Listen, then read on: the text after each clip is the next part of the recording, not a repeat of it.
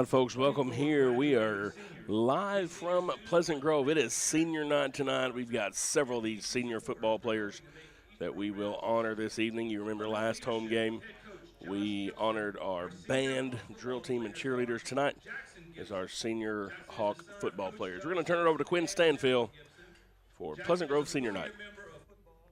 A 4-year member of basketball, a 3-year member of National Honor Society, and a 3-year member of National Technical Honor Society. Jackson plans to attend the University of Arkansas and serve as an assistant coach to Coach Sam Pittman. Senior Jackson Gibson.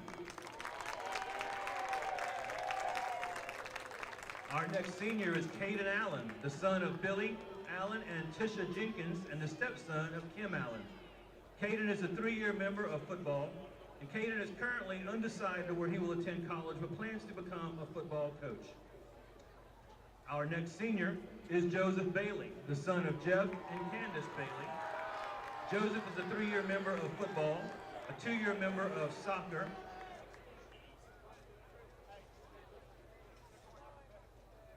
in keeping with Pleasant Grove football, we have called an official timeout.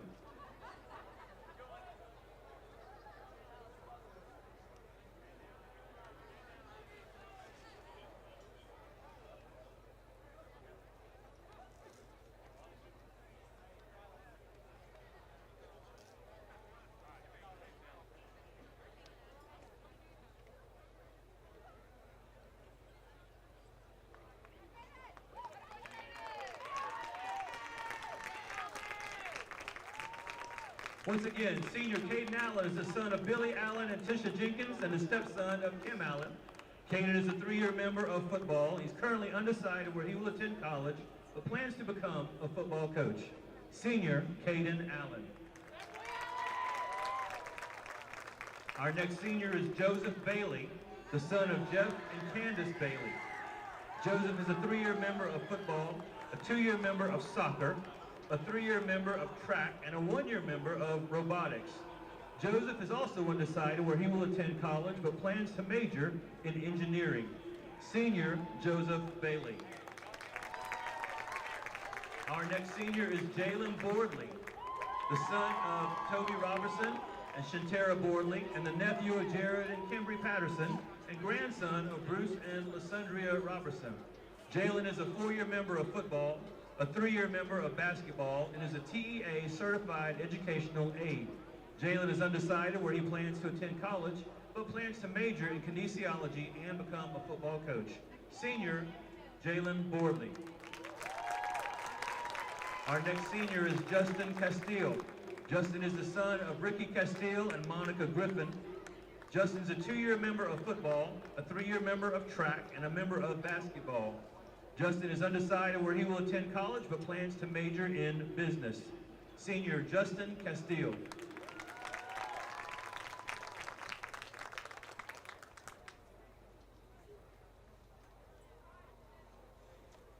Our next senior is Jonah Dempsey, the son of Jason and Christy Dempsey.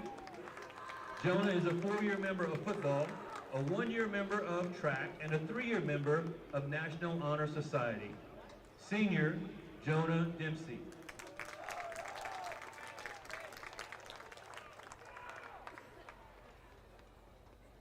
Our next senior is Caleb Hackelman, the son of Eddie and Anita Hackelman. Caleb is a 4-year member of football, a member of track, and a member of the National Honor Society. Caleb will graduate this December and attend Oklahoma State University and play football for the Cowboys. Senior Caleb Hackelman.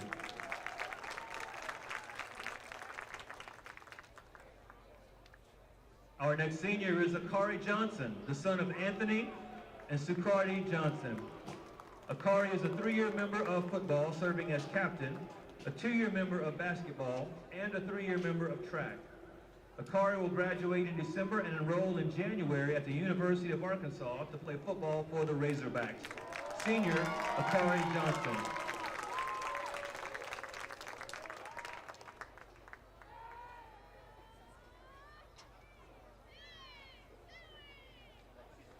Our next senior is Xavion Johnson. Xavion is the nephew of Valencia and Royal Huckabee. Xavion is a 3-year member of football, and a 3-year member of track. Senior Xavion Johnson.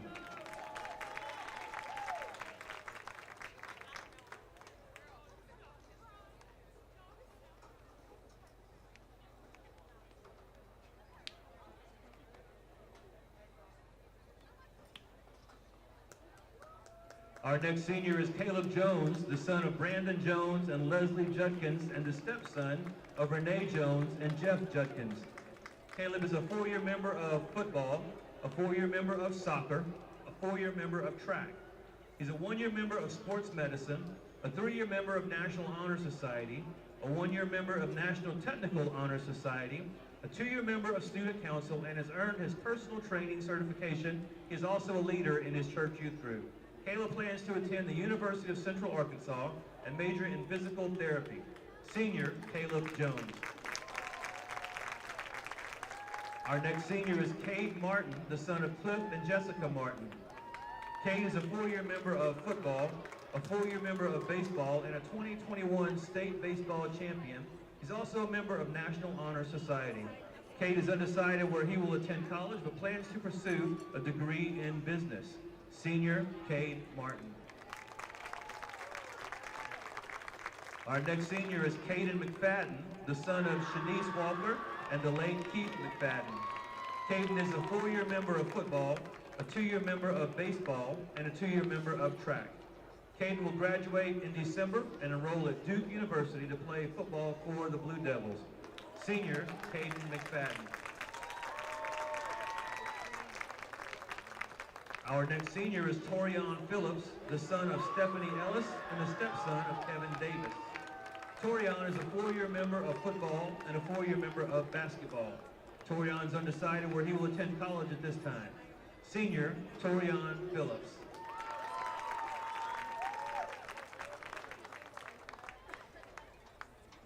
Our next senior is KJ Reeder, the son of Wakiki and Carabina Reeder and the grandson of Columbus Reeder and Marshall Reeder. KJ is a 4-year member of football, a 1-year member of basketball, and a 4-year member of track. Senior KJ Reeder.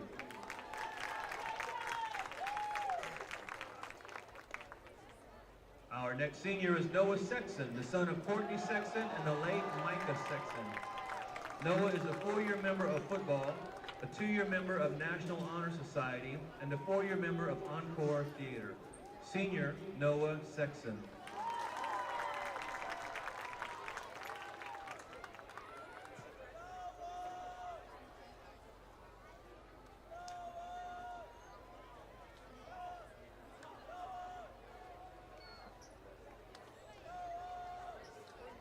Our next senior is Daryl Smith Jr., the son of Daryl and Stephanie Smith. Daryl is a 4-year member of football and a member of track. Daryl's undecided on where he will attend college at this time. Senior Daryl Smith.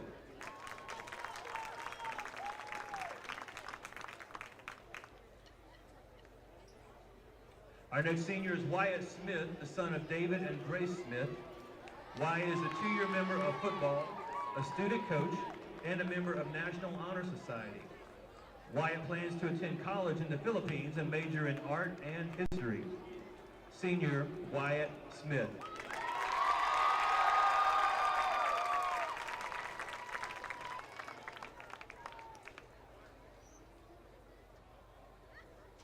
Our next senior is Spencer Stokes, the son of John and Samantha Stokes. Spencer is a 4-year member of football, a member of track, a member of National Honor Society. Spencer plans to attend the University of Central Arkansas and pursue a degree in dentistry. Senior Spencer Stokes.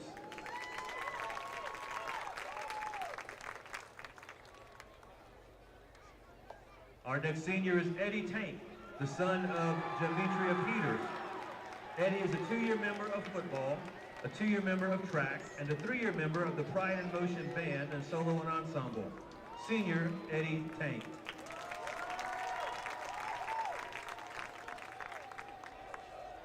Our next senior is Jamon Wheeler. Jamon is the son of James Wheeler and Alicia Bryant. Jamon is a 4-year member of football, currently undecided where he will attend college, but plans to pursue a career in engineering, and his ultimate goal is to play in the NFL.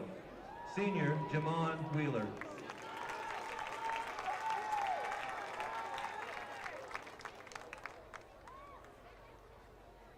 Our next senior is Isaiah Wooten, the son of Jason Wooten and Kendra McBurrow. Isaiah is a 4-year member of football. Isaiah plans on attending trade school and become a welder. Senior Isaiah Wooten.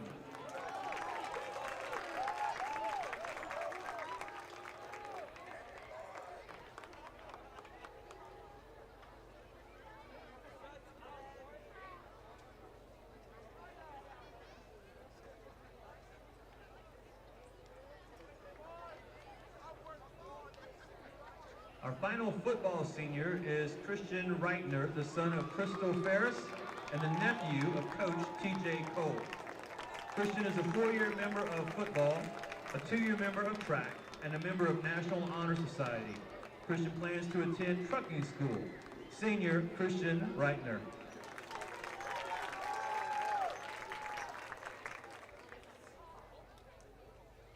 Ladies and gentlemen, how about one final big round of applause for all of our football seniors.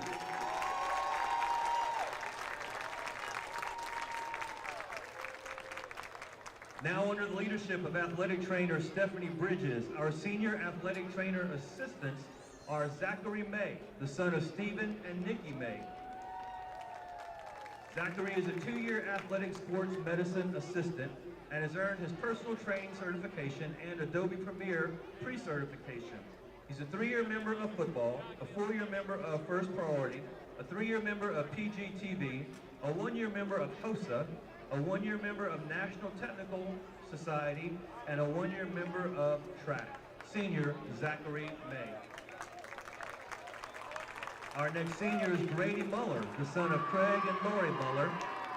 Grady is a 3-year athletic sports medicine assistant and has earned his EKG, phlebotomy, and personal training certification. He's a 4-year member of baseball, a 3-year member of National Honor Society, a 1-year member of First Priority, a 1-year member of National Technical Honor Society, and a 2-year member of HOSA, currently serving as Vice President. Grady is an Eagle Scout and a leader at his church. Grady plans to attend Ouachita Baptist University and major in nursing. Senior Grady Muller.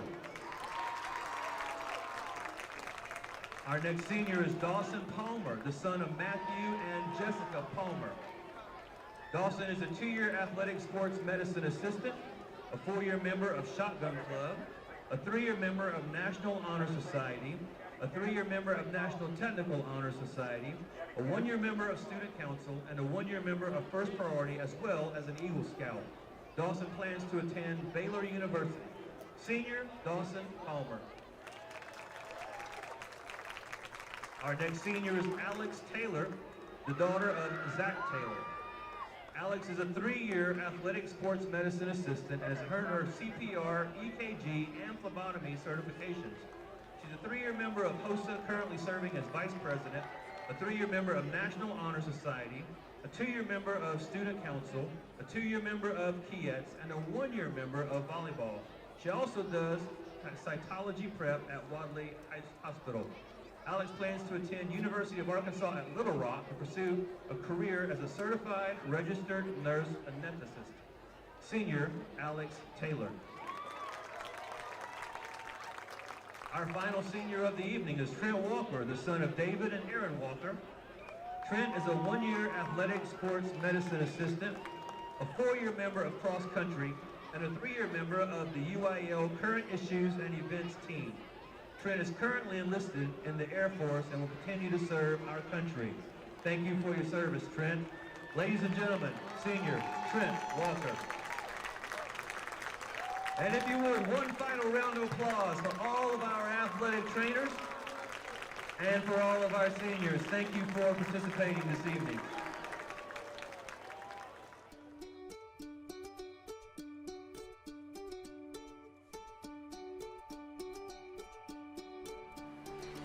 Life is busy, and we get it. The State Bank mobile app was designed to make banking more convenient for you. Check account activity, make transfers, pay bills, and manage your debit card in a snap. You can deposit checks from the convenience of your home, or wherever life lands you. The State Bank app lets you organize your accounts, manage alerts, and easily email our customer service experts. Now that you have State Bank at your fingertips, you can spend more time doing what's important to you. Your family, your bank, State Bank.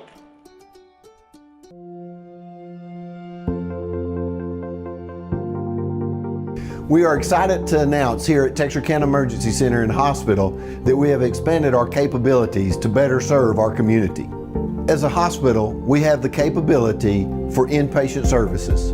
After your outstanding emergency care, we can smoothly transition you into one of our new inpatient rooms that have telemetry monitors in every room to continue your concierge medicine care. While our patients continue receiving their care in their inpatient suites, we also make sure that your loved ones are taken care of with our outstanding facilities. Our added services include a procedure room and also the capability of MRIs. With our imaging, we are able to offer outpatient, inpatient, and emergency room, MRI, CT, ultrasound, and X-ray. We are honored by your support and look forward to serving all your future medical needs. What's it like at Texarkana College? Life-changing. Starting here means you can go anywhere. We offer student support, student life, dual credit, and hands-on training. And now you can enroll anytime. We'll help you start your future at Texarkana College. Get started by visiting us on campus or online at texarkanacollege.edu. Your future starts here.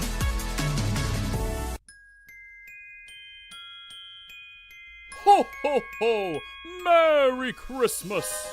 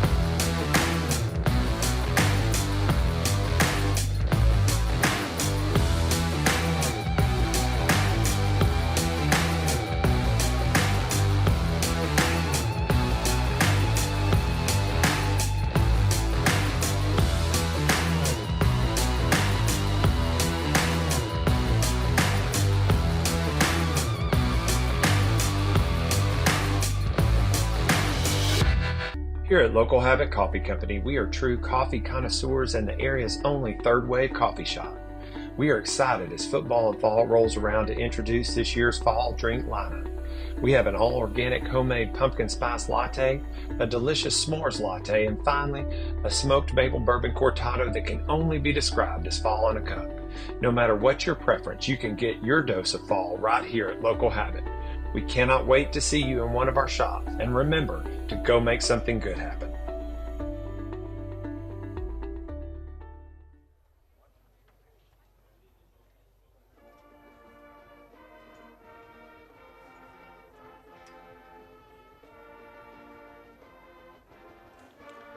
Good evening, Hawk fans. Welcome here to Hawk Stadium as we get ready for tonight's matchup. Senior night here for our football players and athletic trainers. We can hear the Spring Hill High School band playing their school song there in the background. And tonight, I'm happy to be joined by Lucas Waka. He'll be handling color commentating for us tonight. Jay Davis is down in Austin, Texas, at Parents Weekend at the University of Texas, and so Lucas is here, and you've kind of stepping back into a role that you've done before, and you are no stranger to the friendly confines of Hawk Stadium here. Yeah, I'm excited to be back. Excited to be back in this role, of watching some great football. And we got two good teams that are coming out to compete tonight. And emotional night for Pleasant Grove, it's senior night. And I'm just looking forward to a really good game and watching these seniors play their last game here at Hawk Stadium. So a senior night here. When, how many years ago did you graduate here? What year was your senior year? 2012, so I guess 11 years ago. 11 years, and it happens in a hurry, doesn't it? It happens really fast, yes, sir. And can you remember back to that night, and maybe what are some of the emotions that you're thinking? Of course, you've had senior night now, at the high school level and the collegiate level. But really, what does it mean to these young men going out here for the final time and competing at home in front of this crowd? Yeah, for sure. I remember it like it was yesterday. We wore our gold jerseys, and you'll never forget the night that you play. It's an emotional day. It's an emotional week of practice. We weren't blessed enough to go to the playoffs that year, so it was our last actual game, and that was it. And for a lot of people, it is their last game. It's their last snaps that they'll ever take, and the last time you get to hit somebody, I guess, on the football field. And it is an emotional night, and sometimes that's a positive effect, and sometimes it's a negative effect. Can go both ways, right? Well, tonight, certainly not the final game of the season. We know that for sure. And this game with tons of implications on the line. First of all, with a victory tonight, this will just be the second team in Pleasant Grove history to go 10-0 in the regular season. Of course, the last time was in 2017, the year of the first state championship. And so a big opportunity there against a Spring Hill team that, man, over the last few years has been improving. They run the wing tee. They've got some good athletes there, and so certainly not an easy night, but really a lot on the line here for a team that wants to go into the playoff on a high and really have a chance to stamp themselves in the record book with a 10-0 season. Yeah, no doubt. This is a big game for them because I believe so. If they win tonight, then there's a three-way tie, I guess, for first place with everybody being 4-1, with Spring Hill and Gilmer. And having first place going into the playoffs is really, really big with who you're matched up with the first round. So this is a really big game for both teams. And for Pleasant Grove, being able to, if they go 5-0, being able to get to that next step and have the momentum going into the playoffs on a big victory. Absolutely. And then another thing about tonight's game is that we have the opportunity for Coach Gibson to earn his 100th career win. And so in year 10, now I'm just an old English teacher, but 100 wins in 10 years averages 10 wins a season. Pretty impressive.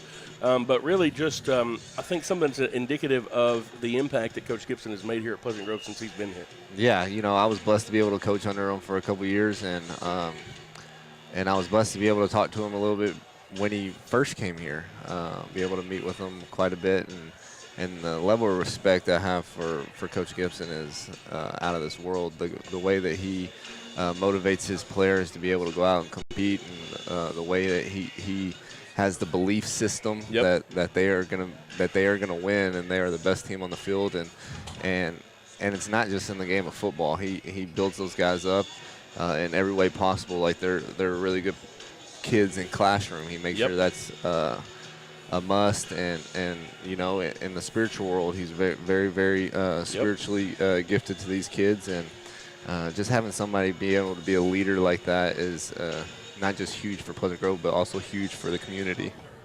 Yeah, absolutely. And so just, again, lots of big storylines going on with this game tonight as we get ready to go. Kind of looking ahead, we do have, kind of some playoff pictures we will be watching tonight, or not watching, but keeping up with the Rusk versus Canton game. The winner of that game will be the fourth place representative from their district, and provided we handle business tonight, that's who we will play in the first round. And so it'll be interesting to keep up with that score throughout the game.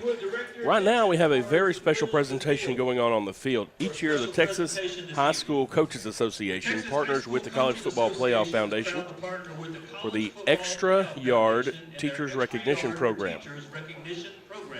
And tonight, they are honoring, middle of the field, they are honoring Kyle Crobot. Kyle is a Pleasant Grove High School teacher. He is being honored in recognition of his commitment to service to our students and our athletic community. And Pleasant Grove ISD, along with the Texas High School Coaches Association and the College Football Playoff Foundation, believe that our Texas educators are our most valuable asset. Thank you for our dedication and impact that you make, Mr. Crobot. And Mr. Crobot is my daughter's algebra teacher. He is one of the most beloved teachers here on this campus. Just an incredible educator, but just an incredible guy in general. And, man, you talk about the impact that teachers make.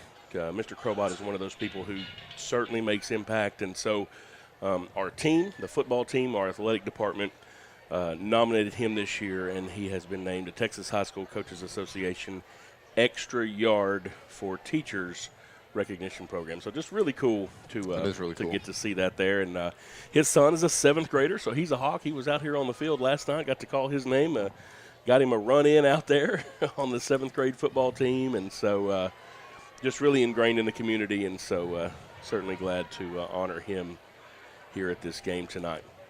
Just about 9 minutes away from kickoff. The Spring Hill team has made their way down there. Of course, the Hawks making their way up. They come down the stands as they get ready to come out. This will be really the last game that we enter the field this way as well. Of course, the north end of this stadium with the new field house getting finished up around February or so. And, of course, the kids will come out of that going into the future. We talked about the sports medicine kiddos at the start of this game and honored them on senior night. The whole middle of that bottom floor is our sports medicine suite. They're going to have an incredible facility to learn everything that they need to learn and to have the place to take care of our student athletes. You know, those kids are out here all the way from the beginning of the summer through all the winter sports, all the spring sports, and really just do a lot. And so we're going to give them some stuff. We're going to turn it over to Quinn Stanfield, give you a little bit of this Friday night excitement as we get ready to get the Hawks on the field. See the flag runners down there ready to bring them out along with the show stoppers. Talk enough over this so that the Facebook algorithms don't think we're trying to host an Eminem concert and get on any of his copyright and get our thing taken off. But there you can see the Hawks making their way out on the field. I do want to take a moment and remind you of our sponsors, those folks that bring us to you each and every week free of charge, whether you're watching us on Facebook or on YouTube. We could not do it without Texarkana Emergency Center and Hospital, Greg Orr Auto, State Bank, Reliance Mechanical Contractors, Rocasa Organics, Texas A&M University Texarkana is our timeout sponsor, and Texar Federal Credit Union is our replay sponsor. Commercial National Bank will bring you our scoreboard all throughout the game, and so you'll see that as we go. And again, we could not do what we do without these folks throughout the game tonight. Look at those names in the corners of your screen. And be sure and tell them, folks, you appreciate their sponsorship of Texarkana Game Day. And if you're interested in being a sponsor of Texarkana Game Day, you can contact Morgan Smith, and he'll get you hooked up. And there you see the Spring Hill Panthers making their way out here on the field as we get ready to welcome the Hawks. Spring Hill in there visiting Whites. And we've got the University of Texas fight song. No, that's A&M's fight song. And here come the Pleasant Grove Hawks, and there is senior Caden McFadden, number 1, the first guy through the hole there. Expect big things from a lot of these seniors out here on the field tonight. And there's the Little Grovers. All those future Hawks get to run out here on Friday nights, be a part of the festivity, and then, of course, they're our very own Grover. He does such an incredible job as a mascot, brings a lot of fun to the games. That's really awesome for those kids to be able to run out of that tunnel and the closest thing to feel like, you're one of them. Absolutely. Get that big cheer for you. We will have our national anthem. It will be brought to you by a trombone ensemble. We've got Luke Williams, Aaron Evers, Owen Braza, Philip Lamb, our jazz band director Ed Grissom, and our director of bands Jay Sutton playing together. So let's join them in our national anthem.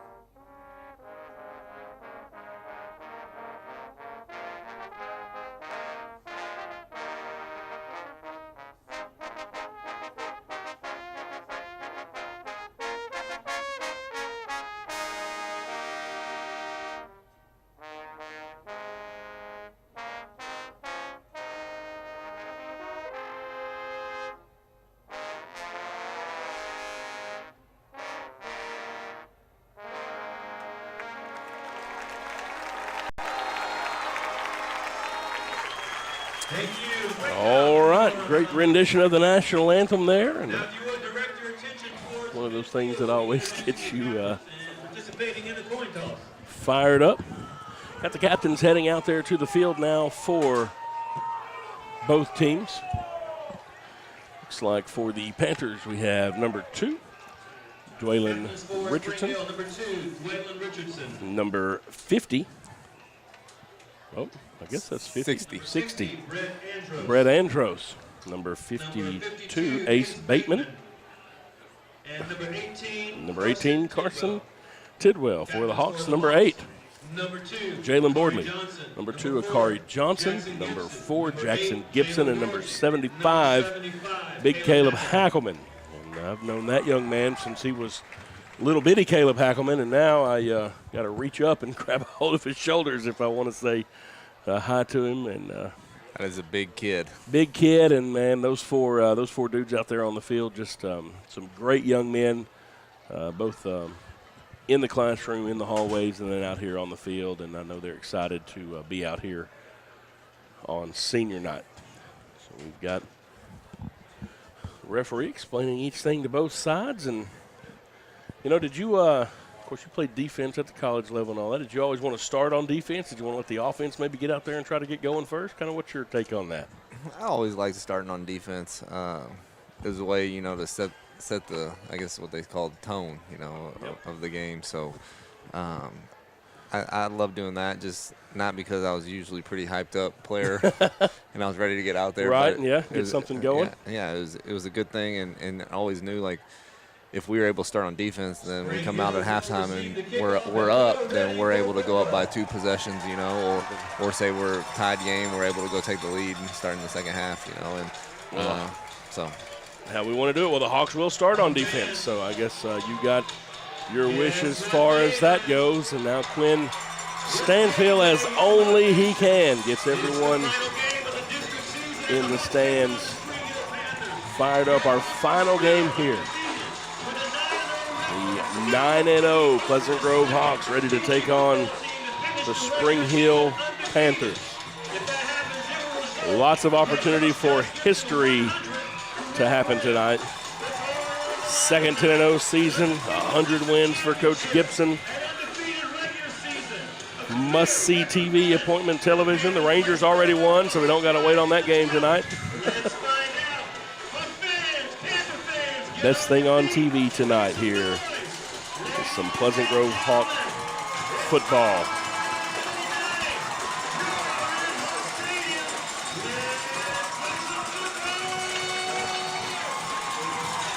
Caleb Jones with the ball teed up for the Hawks, number 18.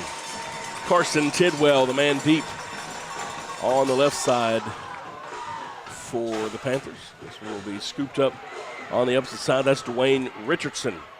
Trying to come left across the 25-yard line. He'll be brought down before He gets to the 30. That's where the Hawks will take over. First down and 10. Caden McFadden, the senior star, really on both sides down there to make a stop. Having some of those guys on kickoff, you got Caden McFadden and, a couple of those big-time players. It's almost like a cheat code. Yeah, right. You get some guys out there. Kick it to their side. Pure athletes out there ready to go.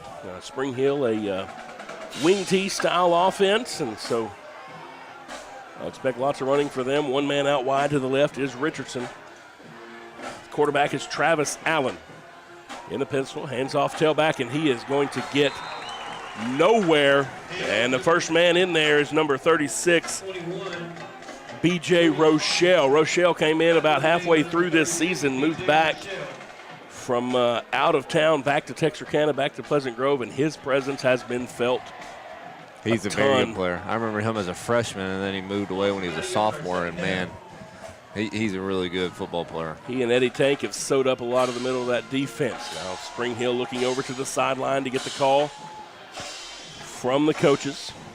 Travis Allen, the QB. Julius Hawkins is tailback in the backfield with him. They get ready for it with 5 on the play clock. Hawkins gets the handoff, dives into the middle. Brought down by Isaiah Wooten after a short gain. It's going to be 3rd down and long, and one thing about this style of offense is it's usually not built for 3rd down and long. No, this is the down and distance. You want to get this type of offense, too. When they're a mainly run team and you get them to a passing situation, it's usually a good thing for the defense. Panthers looking at 3rd and 7 from their own 31-yard line. This Hawk defense, as you said, want to make a statement early in this ball game and try to get off the field here and give this offense a chance to get out. Allen from the pistol now with one man wide to his right. Hawks showing some pressure. Handoff goes to Hawkins. He's going to be bottled up shy of the first down. Several folks in there for the Hawks. Looks like they're going to punt. I think they ran the same play, a little off-tackle dive. They ran it to the left side first and 2 times to the right side, but looks like they were trying to attack a little bit on the edges, but really nothing there. Nowhere to go. Akari Johnson now set to receive a punt here for the Hawks back at the 30-yard line. Ashevere Singh doing the punting duties. Punt goes to the right side, and it's going to go out of bounds. And it'll be marked just inside the 30 at the 29-yard line. Pleasant Grove 71 yards away. The defense does their job. 9:43 remaining in this opening quarter, and the offense taking the field for the first time after the 3 and out from your Hawk defense. Coach is trying to make sure somebody gets out there. I don't know if they were on the punt. We're going to get the personnel right. That'll drive a coach crazy. First play of the game, and you got to call a timeout because you don't got the personnel out there. Get all your folks out there. The Hawks running out to the ball now. Still 17 seconds on the play clock. Plenty of time. 2 receivers to the right side, 1 to the left for the Hawks. Handoff quickly goes to Jalen Boardley. Boardley, little patient run there, kind of weaves his way through and picks up 8 yards there. 2nd down and 2 now as we get across the 35-yard line up to the 37. Just a good little patient run there, and all of a sudden it turns into something. Corey Johnson sends him out again. Same formation with 2 to the right, 1 to the left. H-back on the right side as well. Corey wants to throw, surveying the field, looking right. Good coverage down the field. He's going to pull it down, gets across the 40, gets enough for the first down. Just steps out of bounds. Beckett in pursuit for Spring Hill, and Corey making a business decision there. Just step out of bounds, get the first down, and now the Hawks using some tempo. Boardley with the handoff coming right. He follows big Darrell Smith, who opens up a hole, and Jalen Boardley gets it into Spring Hill territory all the way down to the 45-yard line. It's a pickup of 13. It's enough for a first down, 1st and 10 Hawks. That's a play when Pleasant Grove was running the wing tee that they love to run out, or they love to run it. It's called buck, but they love to run that when they're playing the wing tee, and they obviously brought it over to the shotgun and spread offense. Yeah, and those guys up front, I think they like run blocking too. Get out there and get a hat on somebody. Fake the handoff to Boardley again. Throw it out of the backfield. This time it's caught Lance Jackson from the H-back position picks up 7 yards. Really good tackle right there by that cornerback. That's a big old kid to bring down when you're a cornerback. Hawks now with tempo. Everybody gets set. Handoff Boardley. Boardley again following those tacklers. And he gets down to the 30. And again, it's enough to move the sticks. First down, Pleasant Grove. Braden Davidson coming up to make the stop for Spring Hill. This Hawk quick attack has us all the way down at the 30. This drive started at the 29-yard line. Again, 2 receivers right side, 1 left. Justin Castile and Jackson Gibson. The receivers on the right, firing down, caught by Gibson at the 10. Jackson Gibson is in, touchdown! Hawks! Gibby from 30 yards away.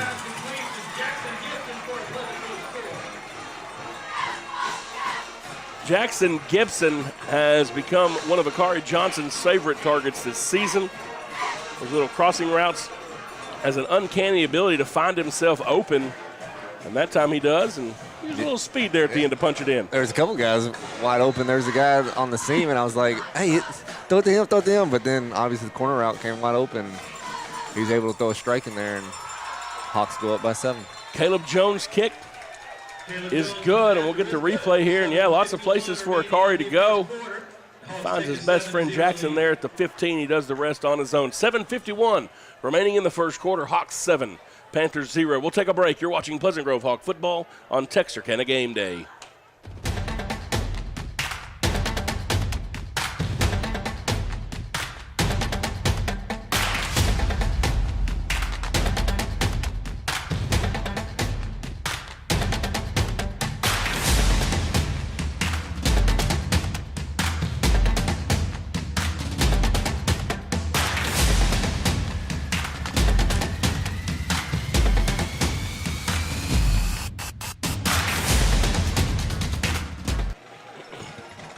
Just under 8 minutes left in this opening quarter. Pleasant Grove caps off a 71-yard drive with a 30-yard Jackson Gibson touchdown. Caleb Jones kick.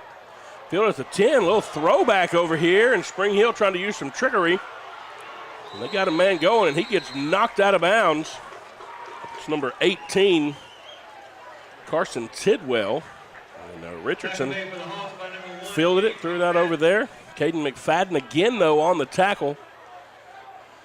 And, added a little razzle-dazzle. Didn't really do much on the result side, though. And Spring Hill will have it first and 10 at their own 24-yard line. Trying to catch somebody out of position there, I think. It's always a good feeling when they're trying to trick plays on the first quarter with 7 minutes left in it. Absolutely. Travis Allen and company now back in for Spring Hill. Pitch out. This is Trevor Allen trying to make the corner. He has some blockers in front of him. He'll be shoved out of bounds by Caden McFadden. He's going to have enough for a first down. Picks up about 13 yards on that play, and that time they got some of those white jerseys out there in space and able to open up a hole there for Allen. This is a really tough thing for a defense because every single one of these players have one responsibility that they have. Like, a guy's going to have a quarterback, guy's going to have the running back, guy's going to have the pitch. So it's really disciplined football, that they have to be able to do. Every person has to do their job. Again, everybody in tight. One receiver out wide to the right is Jackson Copeland. This time the handoff goes to Hawkins. The ball comes out. He's able to get back on it, though, and Noah Sexton able to bring him down. Noah Sexton, the leading tackler for the season. There's a flag on the play. McFadden came in there and had the strip on the kid. So he got a personal foul, face mask. Somebody got their hand up on the face mask, and so turn a negative play into a positive play, and that kind of thing, it's not a play we're going to get the fumble on, but that has to whet Caden McFadden's appetite, and he's like, okay, I've knocked one out, now let's do it again, and maybe this time we can get on it. Exactly. 15-yard penalty will Give Spring Hill their second first down on this drive. Move them for the first time this evening into Hawk territory. 6:59 are left in this first quarter. Hawks with the early lead. Moves it down to the Pleasant Grove 45-yard line. 1st and 10 for Spring Hill from there. This time they send the receiver, Dwaylon Richardson, out wide to the left side. Allen and company look over to the sideline. That H-back is Jackson Copeland. Over on the right, their tailback, Julius Hawkins.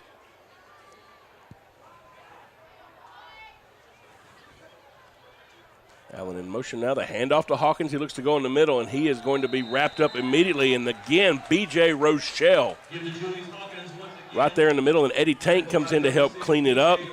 And Landon West has played that defensive end position really well the last couple of weeks. He'll move over into the H-back too sometimes, but West really making his presence known out there these last couple of games. Yeah, Pleasant Grove, I feel like, to be successful tonight, if they stop the dive action, then you get the guys running sideways. And it's usually a pretty good day for the defense running against this kind of offense. Yeah, I don't know that you're going to beat us to the sideline too many times these days. Allen with a man in motion, fakes the handoff, throws for the first time. This time it's caught. Trevor Allen on the reception. Several Hawks in on that. The first man, Xavion Johnson, coming in to make the tackle. It'll be 3rd down and 6 to go as they get it down to the Hawk 41-yard line. And so again, play looked like it had some potential, and the Hawk defense swarmed around it quickly.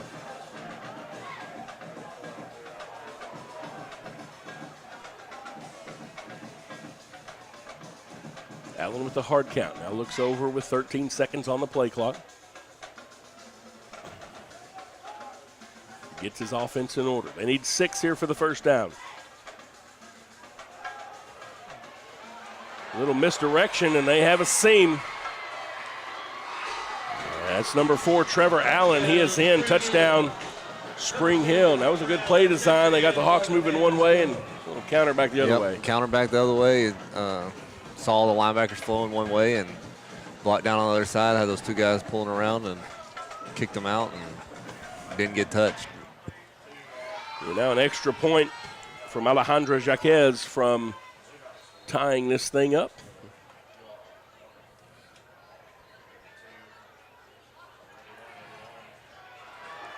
This kick is up and good.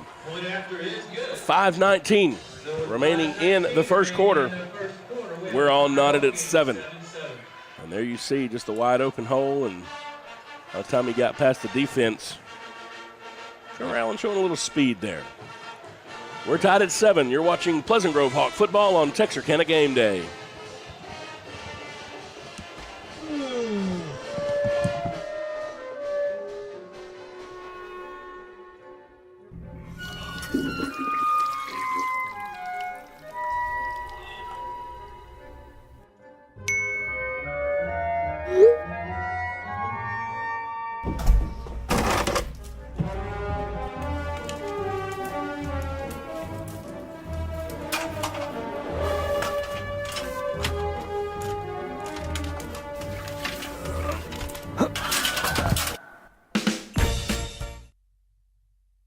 Welcome back here to Hawk Stadium. We are knotted at 7. That's what I thought. The ball bounces around. They try an onside, and this is going to be close. There's a scrum, but the Hawks get on it. Pleasant Grove got lucky there. It went right off the foot of one of the front guys, and another guy was able to get in there and get on it. Torian Phillips with a good heads-up play there, but I said when we were at commercial and the way they lined up, I said they're fixing an onside kick this thing. And they did. I really like the first series Pleasant Grove came out. They came out fast and really balanced offense, passing and throwing. Really could do whatever they wanted to do. See if we keep some of that tempo going as we bring everyone out. 2 receivers on the right side. Wide to the right is number 16, Roland Ritchie, the sophomore. Jackson Gibson inside the slot of him. Everybody rolls over to the right. Akari Johnson. This is quarterback keeper the whole way. He's looking for some blocks. Gets across midfield, and he'll step out of bounds. Number 3, Jack Beckett, the man in his face. Akari picks up 8 yards on first down. It'll be 2nd down and 2 as we set up inside Spring Hill territory at the 46-yard line. Flip the formation now with 2 receivers to the left side and 1 on the right side. Boardley gets the handoff. Cuts it back into the middle. Jalen Boardley has enough for the first down inside the 40. Just follows those big blockers in front of him. Coleman Stout bringing him down for Spring Hill, but it'll be 1st and 10 Hawks at the 39-yard line.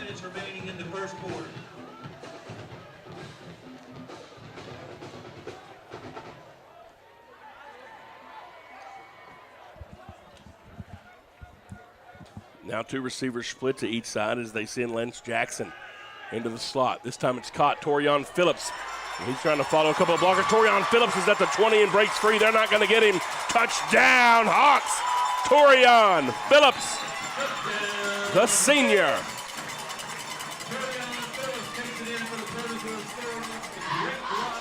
So again, the Hawks use tempo. 2 seniors catching 2 touchdowns on senior night. That's kind of the way you want to draw it up, right? That's exactly how you want to do it. There are 20 seniors out here. Akari, 7 completions from moving up a spot in the record books, and you feel like he's going to get that tonight. Caleb Jones' kick is good. We'll see the replay here. We'll see a couple of big blocks out front. Torian Phillips with a good stiff arm at the 30, and then they weren't going to get him from there. 4:36 left in the first quarter. Hawks 14, Panthers 7. We'll take a break. You're watching Pleasant Grove. Like at Texarkana College, life-changing. Starting here means you can go anywhere. We offer student support, student life, dual credit, and hands-on training. And now you can enroll anytime. We'll help you start your future at Texarkana College. Get started by visiting us on campus or online at texarkanacollege.edu. Your future starts here.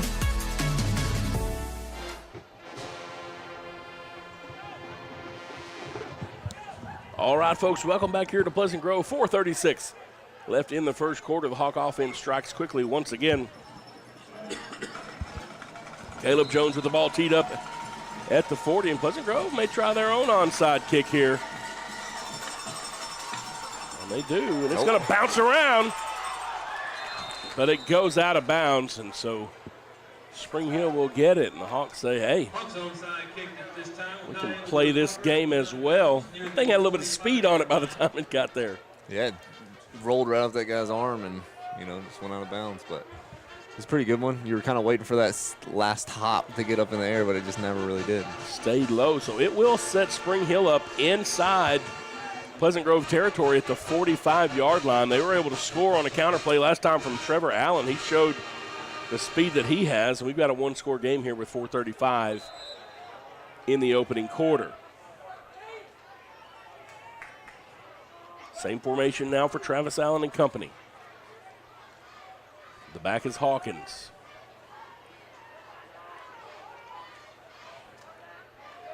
Late pitch, and he is going to be brought down in the backfield. The Hawks read it well.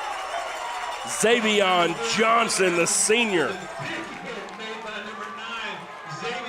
He drops Trevor Allen in the backfield. He saw the play. Look, he came from the 42-yard line and met him at the opposite 49. That was some quick closing speed there by Xavion. He closed really fast. He saw his read early on, took a step forward, and shot the hole. He just anticipated what he thought he was, and he was correct. It'll be a loss on the play back to the 49-yard line. 2nd and 16 now. And that got this Hawk crowd fired up a little bit. Allen hands to Hawkins. Hawkins finds a hole, though, and now he's on the move. Hawkins being pursued by several Hawks. Caden McFadden brings him down, but Spring Hill will be set up all the way down at the 12-yard line. And Julius Hawkins showing a little bit of speed there as he broke through. It just looks a little bit like, kind of what happened on the counter, just a little over pursuit, with the inside backers just kind of moving too fast, I guess you could say. A lot of people think that you got to move really fast, but kind of slow till you know. Don't get yourself too far. Hawk showing some pressure now. Spring Hill looking over to see if there's an adjustment. You talk about it.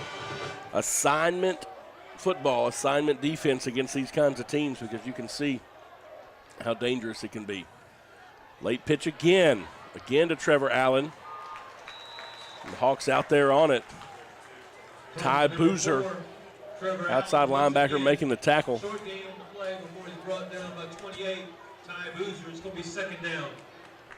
Got back to the line of scrimmage. Is all second down and 10 now from the 12.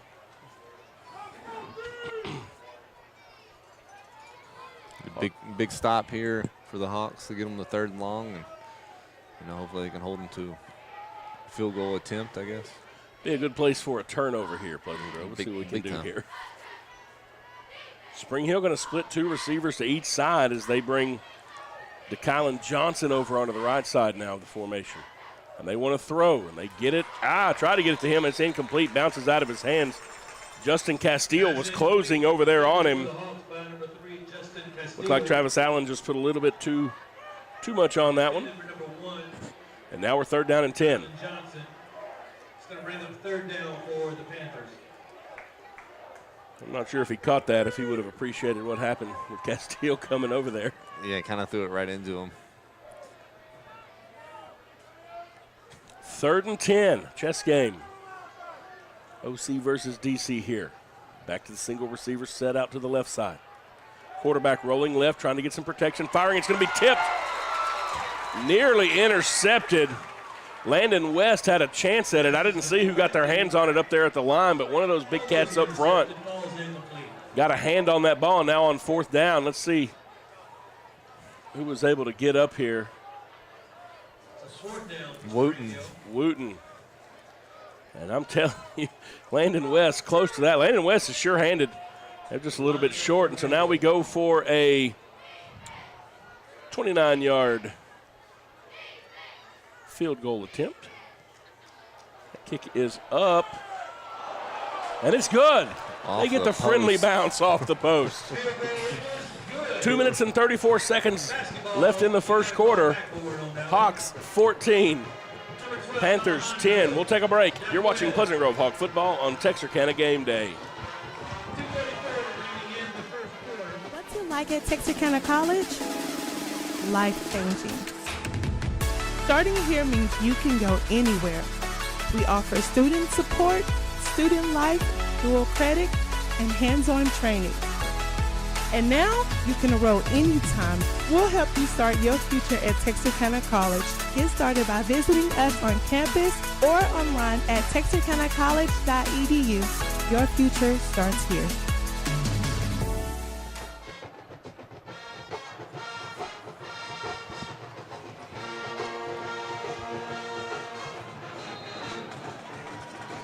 Spring Hill with the field goal. This is a 4-point game. We'll try the onside kick once again. Bounces around. It's rolling around. And the Hawks finally on it. Ty Boozer. We're going to have a lot of coaches with some gray hair before the night's over if these onside kicks keep caroming off everybody. That's more onside kicks than you normally see. 3 onside kicks so far in the first quarter. Just going to trade them back and forth. Hawk offense back out here on the field with 2.5 minutes left in this opening quarter. We've gone down to score both times that we've had the ball. Both of them touchdown receptions by the 2 men you see on the right side of your screen, Jackson Gibson and Torian Phillips. This time McCarry throws it over to the left side, and it's to Jalen Boardley. So Boardley does it on the ground, this time through the air. Going to get about 8 yards on the play, down to the 31-yard line. To Jalen Boardley. Tackle made by number 6, Caden Rhodes. The onside kick recovery did set the Hawks up all the way at the 39-yard line, and I'm not sure I would want to give this offense. See, that's the tough thing about short onside kicking. Yeah. You know, the percentage of scoring goes up by a lot. You tell me you only got to get 39 yards, and prospects look a little better. Hawks spreading him out. Nick Bales is the tailback. Akari pump fakes and held on to it just a little bit too long, and big number 77. Ogurnke Otujor is able to catch up with him in the backfield.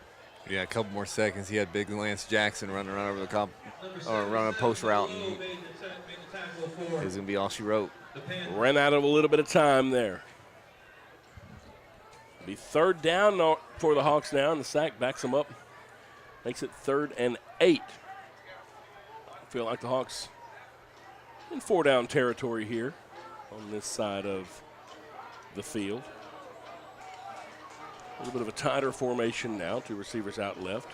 Hits the ball to Boardley. Jalen Boardley coming around the left side. Finds some room in the middle. Jalen Boardley abusing a defender, picking up about 5 yards after that. He'll have a first down, but look at Boardley as he crossed the 45-yard line here.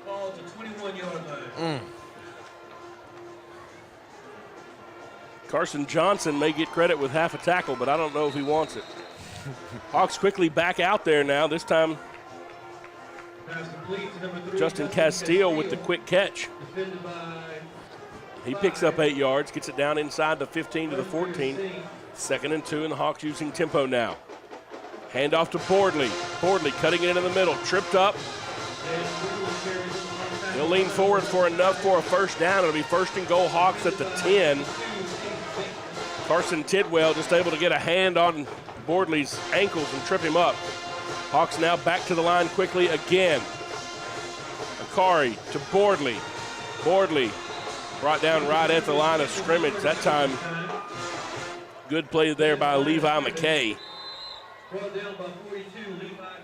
And that's the way the first quarter is going to end. Hawks threatening as we get ready to start the second. We're going to take a break, though, as we end the first period. Hawks 14, Panthers 10. We'll take a break. You're watching Pleasant Grove Hawk football on Texarkana Game Day.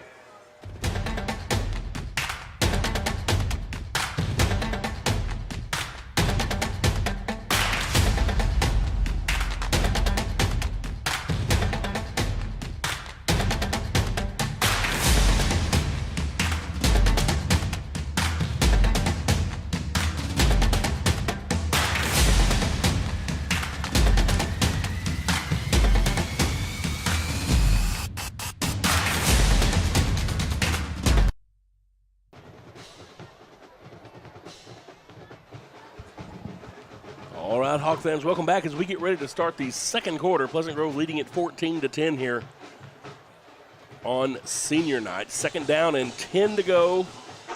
Goal to go from the 10 for the Hawks. We want to remind you about our title sponsors, Texarkana Emergency Center and Hospital, Rocasa Organics, Reliance Mechanical Contractors, Gregor Marine State Bank. All these folks that help us bring you Texarkana Game Day each and every week. And you can see quarter number 2 right down there under the Commercial National Bank logo. Our scoreboard sponsors each and every week. Kari Johnson and company out in huddle, ready to start the second quarter here, threatening 2nd and goal from the 10. Split 2 receivers right, 1 left. Fake the handoff. Akari rolling left, wanting to throw, firing to the end zone. Caught! Jackson Gibson. Touchdown, number 2 on the night.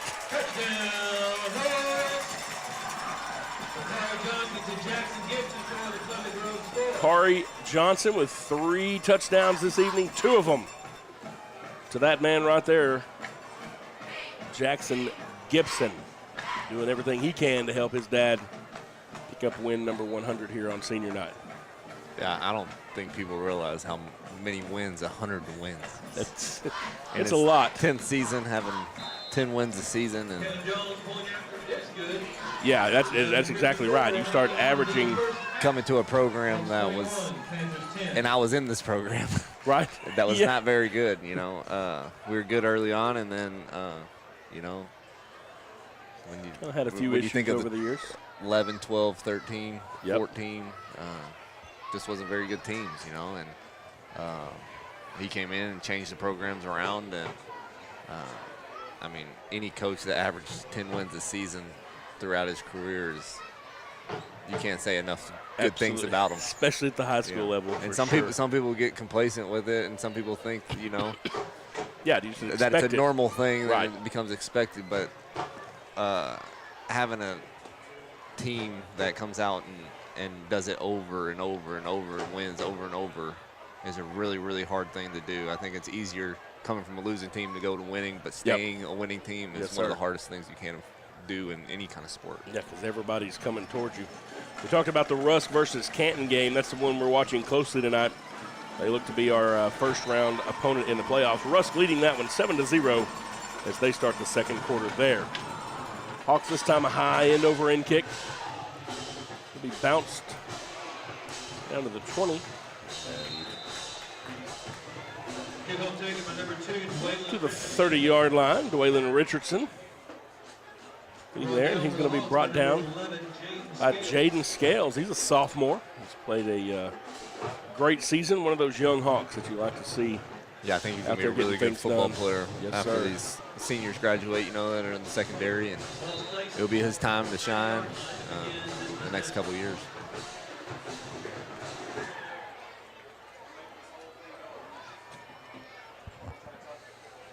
First and 10 now for Spring Hill at the 30. One receiver split wide to each side for Travis Allen and company. Got a man in motion. They fake the pitch to him. Allen rolling to his left. I'm not sure if something got mixed up or what was going on there. Now he fires it down the field. Intercepted. Bounces out of the hands of Dwaylen Richardson. And Landon West, in his second opportunity tonight, this time gets his hands under and intercepts it, and it's Hawk ball. Wow, what a play.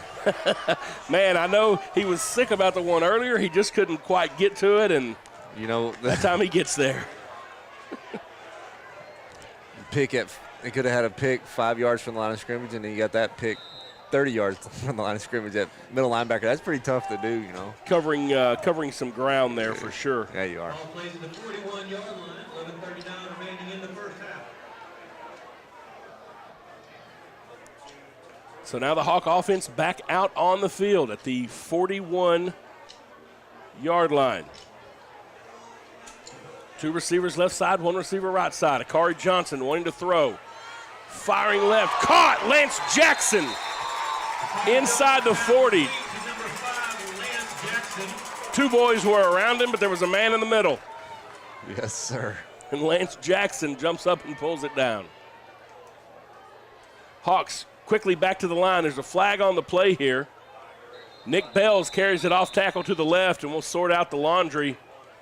He picks up 6 yards on first down, and we'll see if it holds. What a ball by Akari Johnson, though. The pass right before that, right over the top of the defender, right under, the safety. And right where his man needed it to be. Yeah, and then you have a 5-star athlete able to go up and get it, It helps. Yeah, it does. Let's see what the call is here on the field. False start against the Hawks. False start called against the Hawks. So we'll take the 6 yards off the board, and we'll back it up 5. I wonder why they let that play develop if it was a false start. Yeah, should have just blown the whistle. Yeah. Wait a minute. They tried to mark off the 5 yards at the end of the play. With that last pass completion from Akari Johnson, he moves into the record books for Pleasant Grove with the second most pass completions in a season. So there you go. He passed Ben Harmon, who was in third, and he passed Hunter Goodman, who was in second previously. Akari Johnson is second in the record books pass completions in a season. So Akari second all time in pass completions now after that last one. Congratulations to that young man. Oh. And then he's sacked on the next play. Big number 52, Ace Bateman. Johnson sacked in the backfield. Gets back there. Akari looking for someone down the field, and that's a long time to have to keep people off your quarterback, and he had nowhere to go down the field, and now we are second down and really long after the penalty.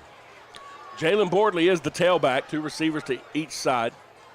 Pump fake, and they throw to Torian Phillips, little wide receiver screen, and Torian Phillips is going to get back inside the sticks. It's going to be 3rd and 5, and just got some big guys out there helping you on that screen. And Torian picked up about 15 on it. Hawks quickly back to the line again. Kari pitches it to Boardley. Jalen Boardley coming left, cuts it back inside. He'll have enough for the first down. He ran left, nothing was around the corner. Found a little cutback lane in between some blockers. It's enough to move the sticks, first down Hawks. Tempo now. Bordley again.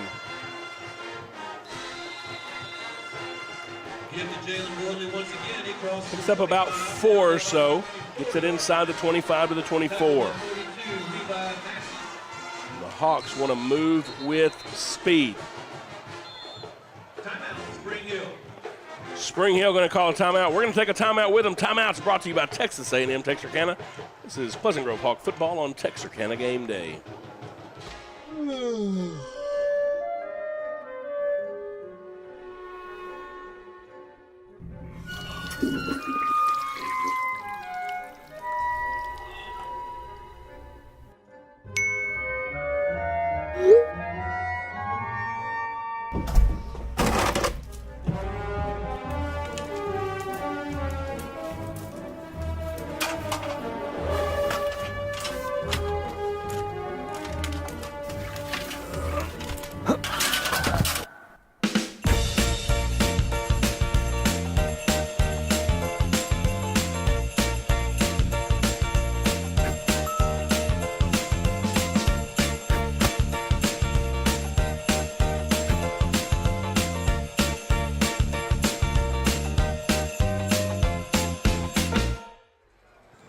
We are back from the Spring Hill timeout.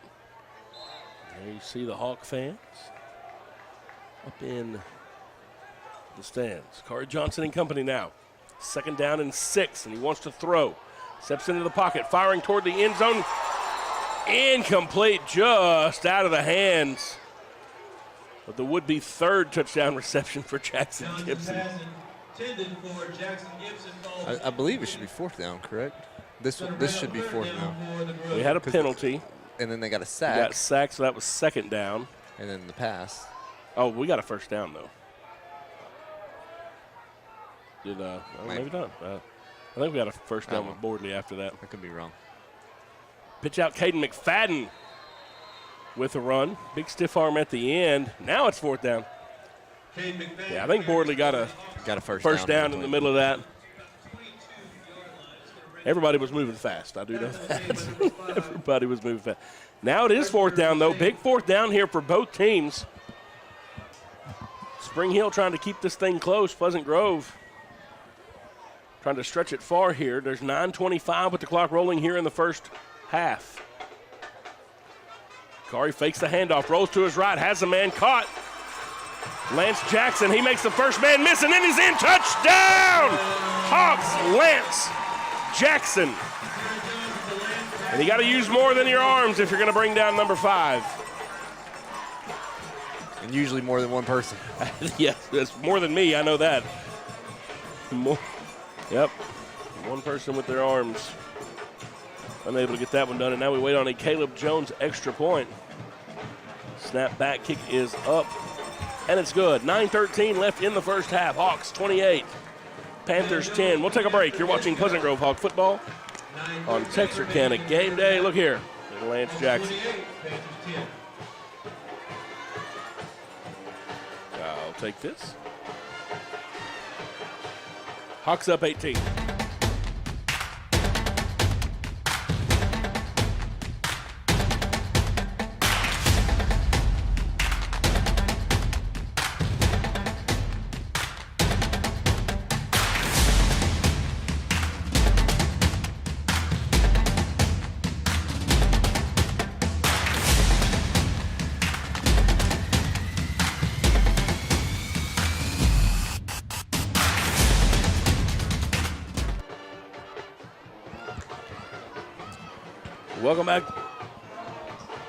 Welcome back here to Hawks Stadium.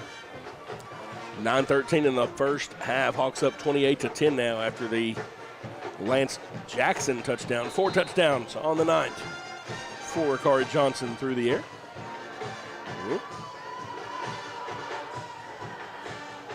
End over end kick fielded at the 25-yard line by Dwaylen Richardson. He makes the first few Hawks miss, and Richardson with a return set up around the left side, and he's going to be knocked out of bounds by the kicker. Kickoff return by number 2, Dwaylon Richardson for the Panthers. Unless your kicker's Pat McAfee, you probably don't want to see him out there making tackles. 26, Caleb Jones. Caleb Jones getting the stop, though. Usually if your kicker's making a stop, you're up near midfield, and we are, all the way at the 47-yard line. So the Hawk defense back out here on the field. Spring Hill got down, stymied up, and got a field goal on their last offensive drive. There's 9:02 left now in this first half. Pleasant Grove does get the ball to start the second half. Travis Allen and company. The ball goes to the tailback, Julius Hawkins. He gets it up across midfield. Carried by 21, Julius Hawkins. Pick up a 4 yards on first down, second down and 6.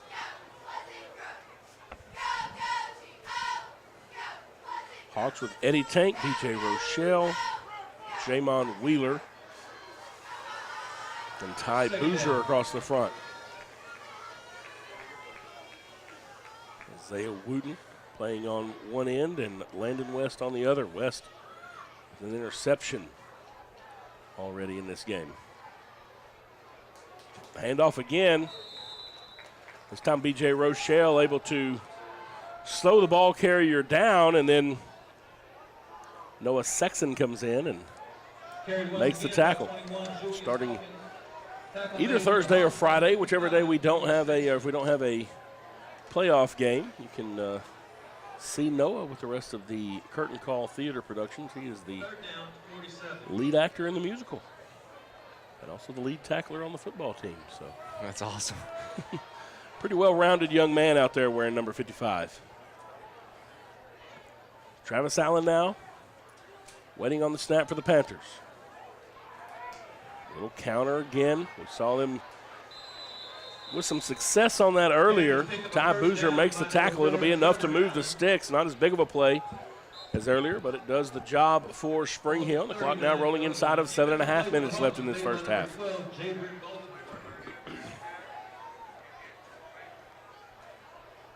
First and 10, Spring Hill at the Hawk 39. Just over 7 minutes remaining in the first half. Ball to 39. First down, Spring Hill. Look over and get the call from the sideline. One receiver wide now. Everybody else in tight for the Panthers. And the quarterback wants to throw. Has a man down the seam, and it's caught. And that's complete to number 18, Carson Tidwell, and he reverses field and gets in for the score. Touchdown, Spring Hill, and he just comes out of the backfield, just runs a seam right down there. And I think on Madden it's called Why Hot, maybe. Yeah. And this Spring Hill team showing you how they can be dangerous, and they run that wing tee pretty well, keeping this thing Run, pass. Throw it over the top. Just get you looking in the backfield, and that's what they want you to do. Extra point attempt now from Alejandra Jaquez. Officials timeout. The officials trying to get the right ball out here, I think.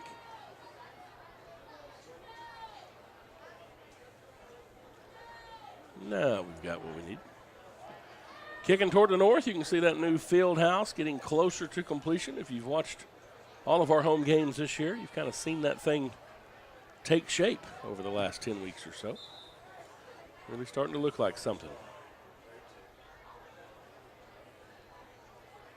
Snap is back, kick is up, and it's good.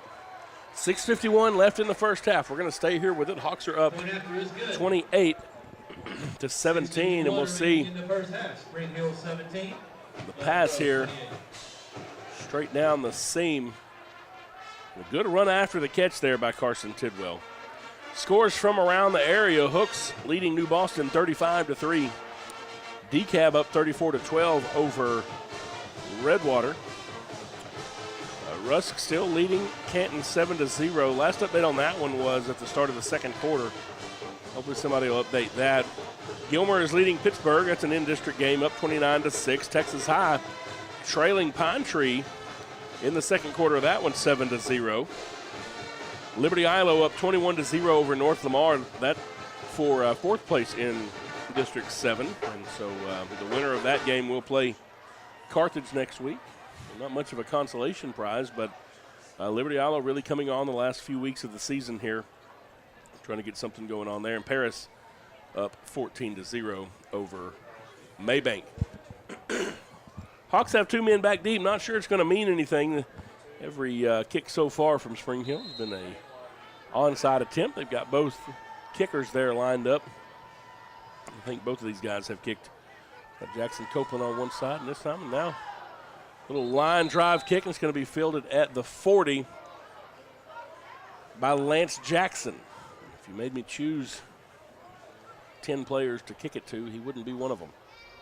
But he does the smart thing and drops on the ball, does what he does to recover it. And so the Hawks have it 1st and 10 at the 40-yard line, 60 yards away from pay dirt. 6:51 left in the first half. Corey Johnson and company looking to extend the lead here on senior night. All the scoring coming by the way of the pass for Akari. Timeout, Pleasant Grove. And now the Hawks want to call a timeout, so something got a little confusing there. So we'll go ahead and take a timeout with them. Timeouts brought to you by Texas A&M Texarkana. This is Pleasant Grove Hawk football on Texarkana Game Day.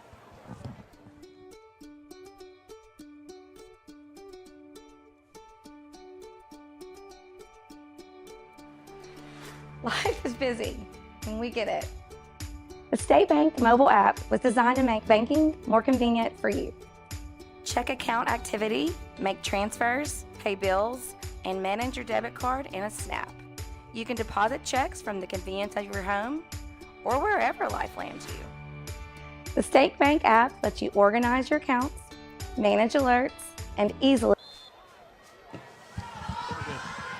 We're back after the timeout. Hawks on offense. Akari Johnson fakes the handoff, rolling to his left. Akari Johnson going to keep it going with his feet. He'll pick up 8 yards on first down around the left side. It'll be 2nd down and 2 as he gets it up to the 48-yard line just near midfield. We talked about that. A little bit of miscommunication or something there, and say coaches don't like calling timeouts right after a special teams play or something, and not sure what was confused there. There's a flag on the play, though.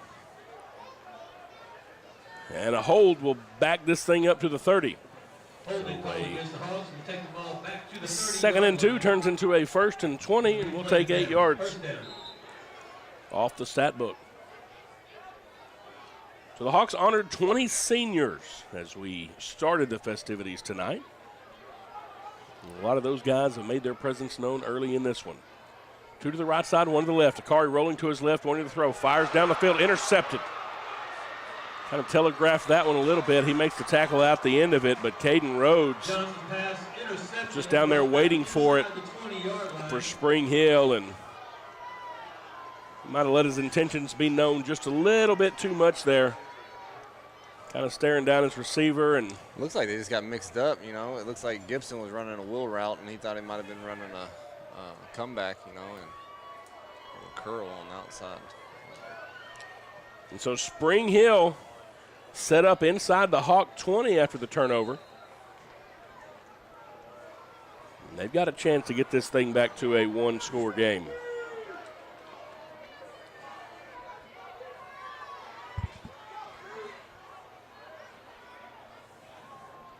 Two backs stacked up behind the quarterback. He's going to roll, one to throw. Fires down the field, incomplete.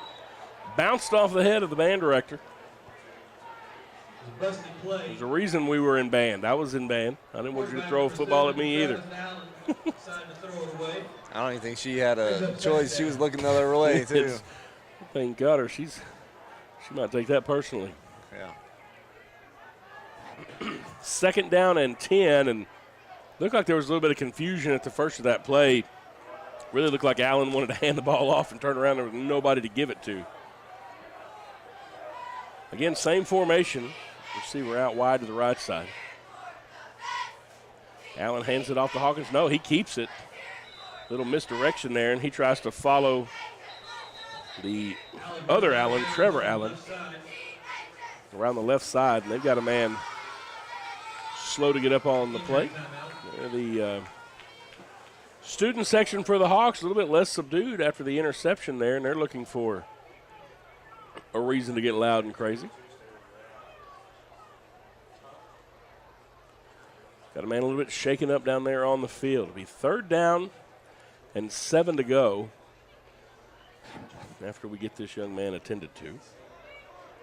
It looked like number 81, Tatum Coe, out there, who was shaken up.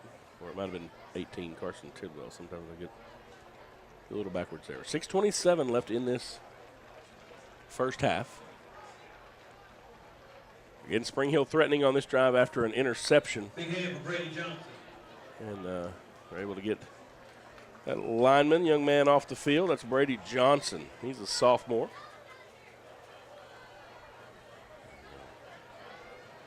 Big 3rd down here. They've kicked the field goal already. At this point, you don't know. They try to go for it here, and this again, time for this Hawk defense to stiffen up.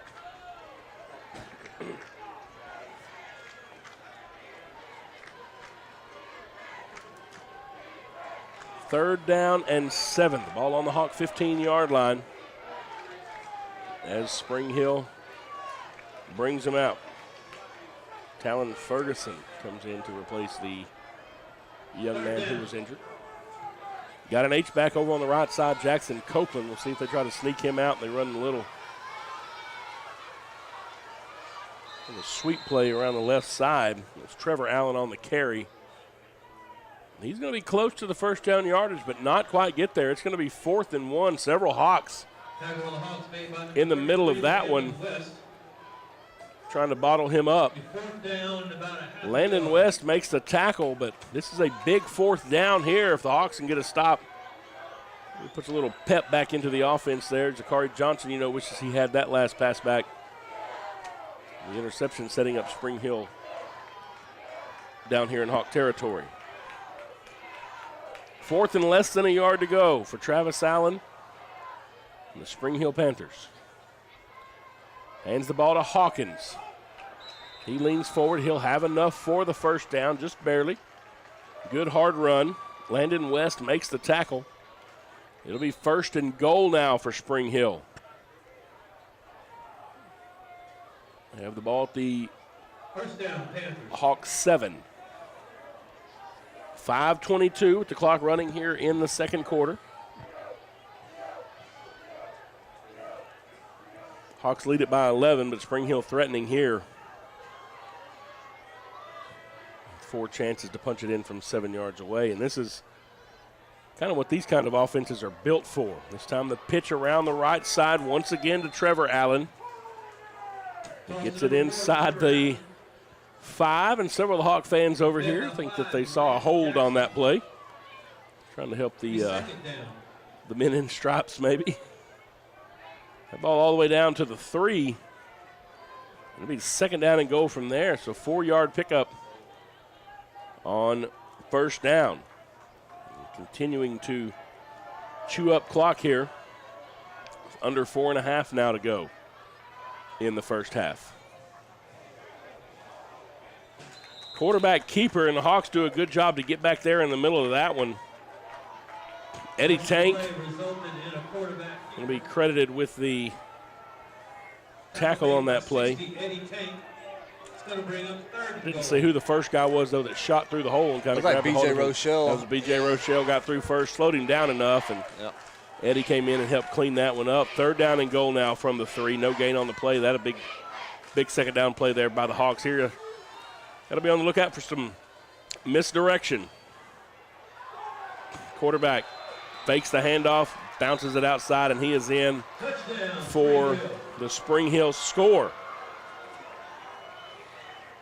Fake the dive, quarterback pulls it out, found a little bit of an opening around the right side there, and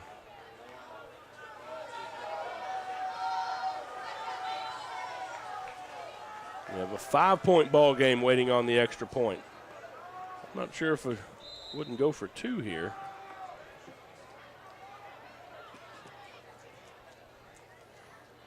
They go for the extra point. Snap back. Kick is up, and it's no good. Should have went for two. Should have went for two. 3:45 left in the first half. Hawks 28, Panthers 23. We'll take a break. You're watching Pleasant Grove Hawk football on Texarkana Game Day.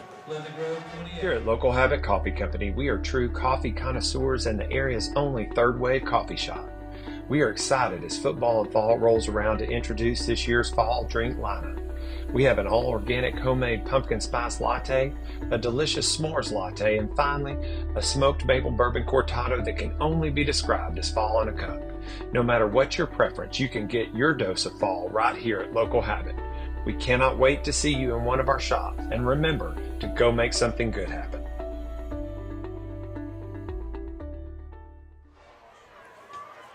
All right, folks, welcome back. We have a 5-point ball game going on here. Hawks lead at 28-23. Waiting the kick here from Spring Hill. Line drive kick once again. Fielded by Lance Jackson. Hawks will have it first down and 10 at our own 39-yard line with 3:45 left in this first half. I was talking about it there. I think I'd like to see us try to burn up some of that 3:45, maybe punch it in here right before halftime. Pleasant Grove does get the ball to start the second half.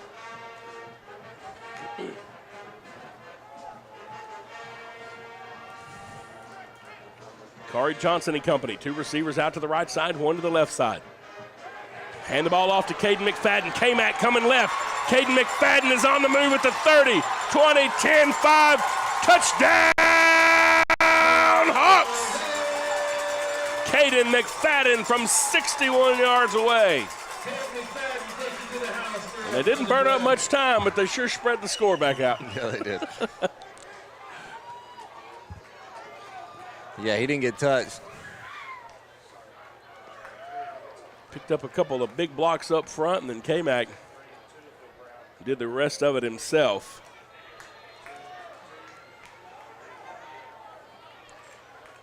We wait on the extra point. The kick is up. It's good. We'll stay right here with it. 34-23. Point after is good. There you see McFadden coming left, picks up a couple of big blocks there. A hold by Jackson Gibson, the deep snap. Ty Boozer. He just ran away from everybody in a white jersey. Good blocking down the field here by the sophomore Roland Ritchie. Just simple power play and get big on big and go down the field. Yep. Right down the throat. So, Lucas, you and I have been together with a big group of people working on an event we got coming up in January. Still kind of getting some details lined out about it, but going to have a Walk of Family Day here, benefiting the Boys and Girls Club of Texarkana. And you and your siblings and your parents and lots of folks we're involved in that. Yeah, we're super excited for that. You know, we're still working out the details and doing all that stuff, but we're super excited to get all together and be able to give back to the community that once gave us, opportunities to do a lot of things. Yes, sir. So we'll have details for that coming up, and make sure you keep on the lookout for what that is. Deep kick by Caleb Jones. Fair caught at the 6-yard line. And I tell you, Caleb, he was kind of a finesse kicker at the beginning of the year and using for that. And these last few games, he started opening it up a little bit and boots that one down to the 6-yard line. And so Spring Hill will start at their own 25. So we talked about the Hawks trying to burn up time. Now we'll see if Spring Hill tries that, because Caden McFadden didn't get the memo, and he said, I'll just score on one play here. Hawks leading at 35-23 now, with 3.5 left in the first half. Spring Hill kind of spreading everybody out a little bit this time. Two receivers, one to each side. Fake the pitch. Quarterback wants to throw. Fires low. Incomplete. Allen unable to get enough on it to Carson Tidwell. Was intended for Carson Tidwell, defended by number 11, Jaden Scales. Bring up second down. And you see middle linebacker Noah Sexton out there trying to get everybody lined out, and that position kind of quarterbacking that defense out there, and guy really everything kind of runs through that guy out there. Yeah, it does. He, he's a smart player. He's a good motivator, always positive, and continues to lead that defense right there in the middle. Travis Allen gets the snap now. Late pitch, gets it out. A little bit dangerous there, and that time cornerback for the Hawks, Torian Phillips, comes up, and he's able to trip Allen up out there. That ball was behind him a little bit. You feel like that might have messed with his rhythm some, and Torian with a good open field tackle. Yeah, really good tackle because there wasn't very many people out there where he was. So that was a really good play out there by Torian. Hawks are going to call a timeout here to try to preserve some time. We have one more because we had to use one earlier, and that's one of those other things. Not only are those kind of timeouts frustrating for coaches, man, you look and it comes back and you're like, goodness gracious. Now, of course, third down, they get one more and we got another timeout. But yeah, sometimes that can come back to hurt you if you have to burn a timeout for something silly. Exactly. Those timeouts are precious, and then people get really mad when you take the timeouts in the halftime, but sometimes you can't use them. So you gotta have a chance, but you gotta be able to hold on to them because opportunities like this, you never know when it's going to come up. And of course you were a defensive player quite a bit, but did you ever notice the offensive coaches get mad if the defense has to burn their timeouts? Yeah, we didn't burn many timeouts on defense. Yeah, they don't. I'd be out there tired, and I'd want a timeout, but I knew it wasn't happening. Most of them go to the other side of the ball there. Third down and 9 now. The Hawks looking for a big stop here. Allen rolls back, wanting to throw, fires into the flat. Caught, no, incomplete. Pass is incomplete. Jackson Copeland was having to come back for it, and I tell you, Allen was backing up, trying to avoid some pressure, and you feel like that may have made him short-arm it a little bit.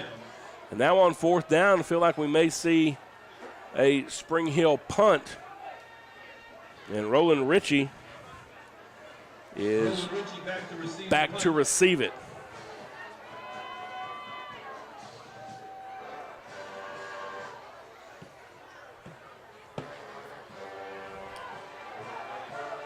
High punt, bounces at about the 42-yard line, goes out of bounds. 2:57, and last time the Hawks only needed about 8 seconds to score, so plenty of time here. Plenty of time. Immediately. Major Holland, please report to the ticket gate immediately. That is Miss Joyce's grandson who is being summoned to the ticket gate immediately, which tells me Lovey may be ready to go home. Yeah.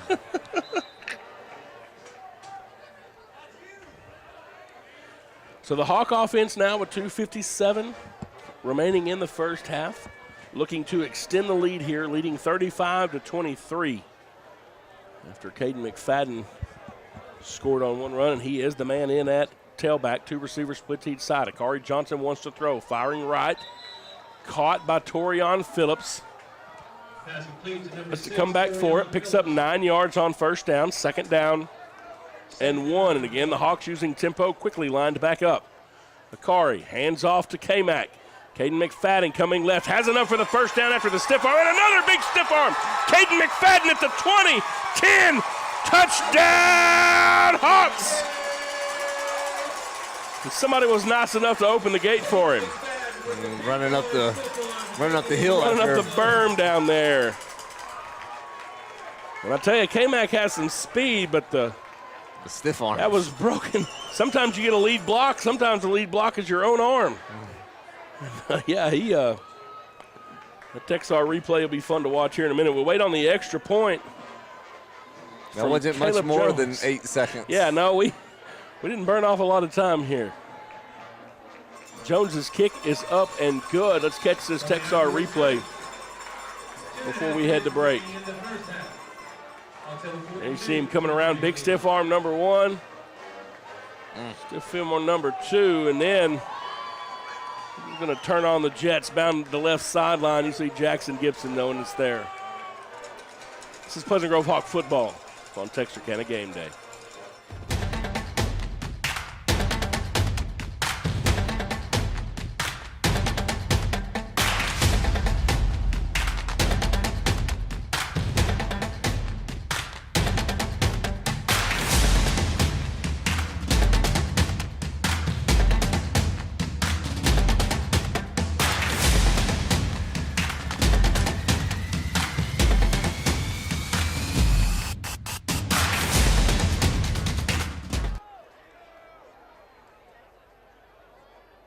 nice. All right, folks, welcome back here. Caden McFadden has taken the last 2 offensive drives in his own hands and has extended this Hawk lead 42-23. And so a game that was tight is now opened back up with 2:32 left in the first half. Caleb Jones driving kick down the left side. Fielded at the 10-yard line, and the Hawks down there on it. And a good heads-up play that time. Caleb kept it in the air last time. They were able to fair catch it, so this time they said, we're going to make you return it. Roland Ritchie gets down there and makes the tackle and pins Spring Hill deep in their own territory.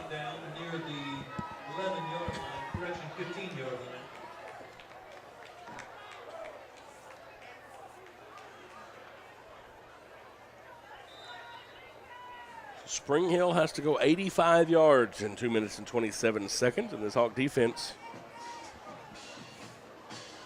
looking to prevent that from happening. Pleasant Grove does have 1 timeout, so you feel like maybe if we get to 3rd down again, we'll try to stop it and preserve a little bit more time.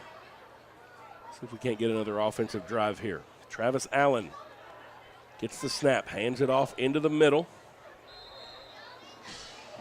Hard run there by Julius Hawkins. Landon West brings him down after a gain of 5 yards. 2nd down and 5 with the ball out on the 20. Rolling inside of 2 minutes now. With the play clock, they can get it down to around 1:40 or so if they elect to let a lot of time burn off, and that looks like they're going to try to do. 10 seconds on the play clock as they line up. 1 receiver wide to the right side. I feel like Allen probably hand this off. Pitch out to the left. That's Trevor Allen. He's going to have enough for the 1st down. And that keeps the clock running. And now Spring Hill will probably be able to let this thing go all the way to the half if they want to, because the clock is rolling inside of 1.5 minutes. We'll have just about a minute left when this one is snapped. So good first half by this Hawk offense, other than the drive that ended on an interception. The Hawks have scored a touchdown every time they have taken the field. 5 seconds on the play clock now. Spring Hill gets it snapped. Allen hands it off to Hawkins in the middle.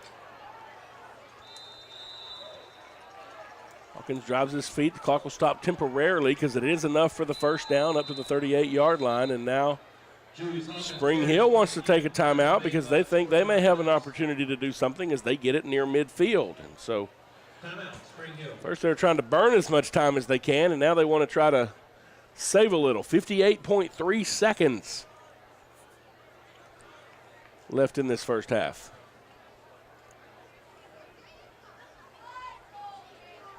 Some scores of interest. Gilmer 50, Pittsburgh 6. That's in the 2nd quarter. See coaches out there and reminding all of the Hawk defensive players what their assignments are. Don't give up anything cheap. Don't allow them to get behind you.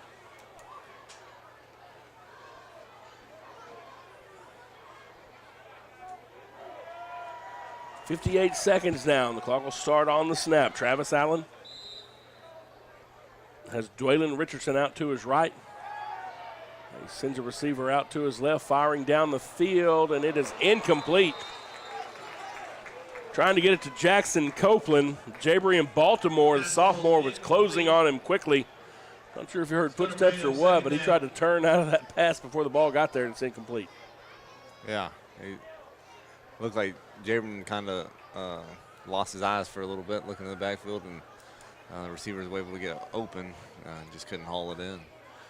Pretty dangerous there when he was that far past him. And yeah, it was. Thought we might end up getting something easy here. 52 seconds now, 2nd down and 10. Down matters less than the time.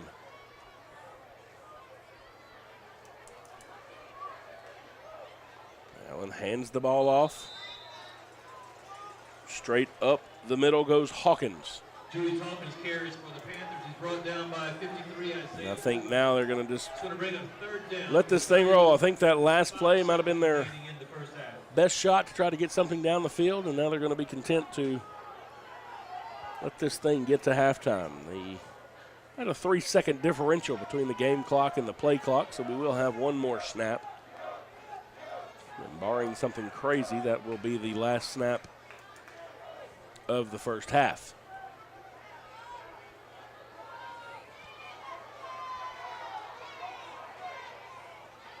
Allen rolling right, wants to throw.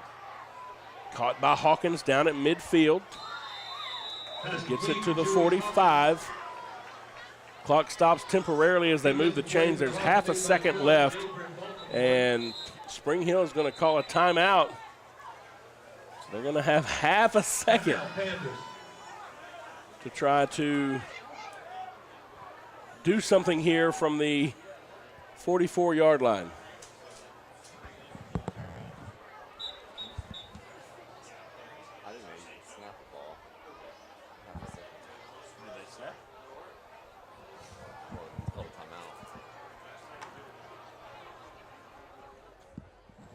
I don't think I've ever seen half a second. Yeah, it's weird on this, and they, when you get a first down, they'll stop it temporarily, and yeah,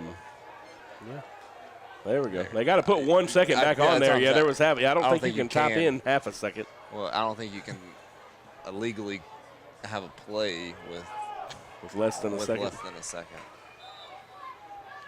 So 1 second on the clock. Spring Hill trying something from here. Quarterback wants to throw, and he is not going to get a chance. B.J. Rochelle says we're having none of that.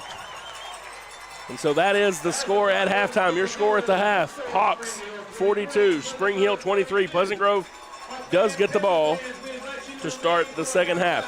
I want to remind you, we will let you see halftime here. We'll start with Spring Hill, then the Hawk Band. But look at this last play. B.J. Rochelle just gets past his man. And before Allen had a chance to do anything, he was wrapped up by big number 36. We're going to halftime. We invite you to stay right here with us on Texarkana Game Day and enjoy the sights and sound of the Spring Hill Band. And then we'll have the Pleasant Grove Showstoppers and then the Pride in Motion Band will take the field once again. It's halftime. Hawks up 42-23.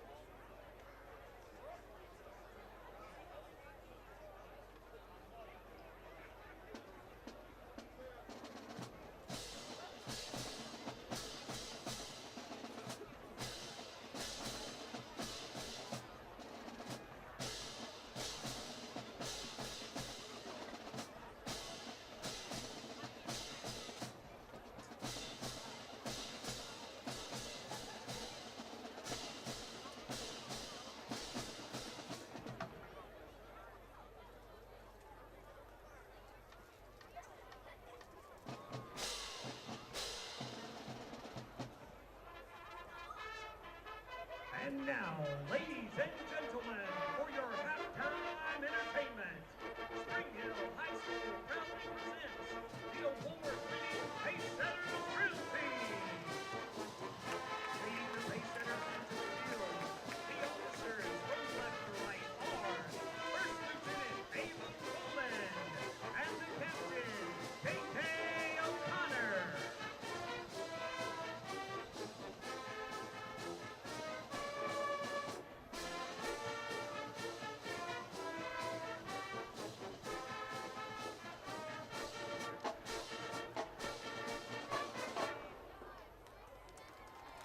The social officers are Historian Jacqueline Mitchell, Chaplain Riley Alcox, Vice President Bella Preston, and President Ava Woolbrick. The Pace Setter of the Week is Gabby Bautista Magana. The sponsor of the week is Texas Bank. The Pace Setters will be performing a streamer jazz routine to Land of 1,000 Dances.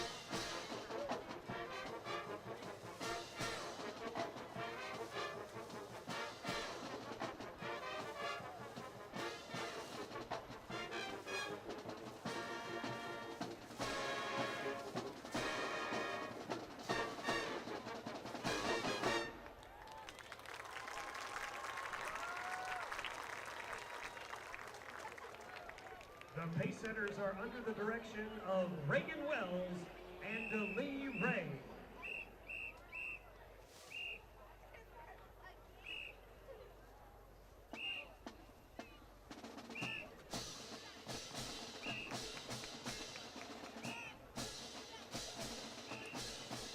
Good evening, ladies and gentlemen, and welcome to the halftime of the Spring Hill High School Band. As the band prepares to take the field, we ask that you please consider the time and effort each student has put forth in preparation for this performance. We thank you in advance for your kind attention. And now we present the Blue Brigade Majorette and Flag Line. The head twirlers are Claire Iltis and Allie Hilburn. And the flag captains are Allison Robinson and Charlotte Stark. The majorettes and flags will perform to the hit Happy.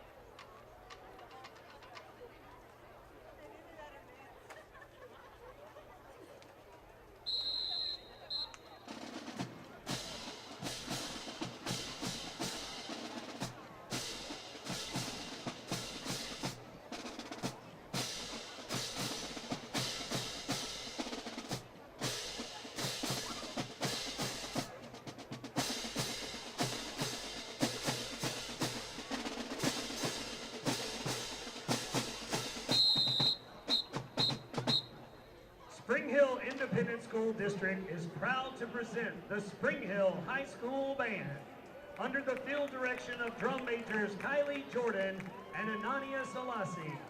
On October 25th, the Blue Brigade traveled to Waco to compete in the UIL State Military Marching Contest.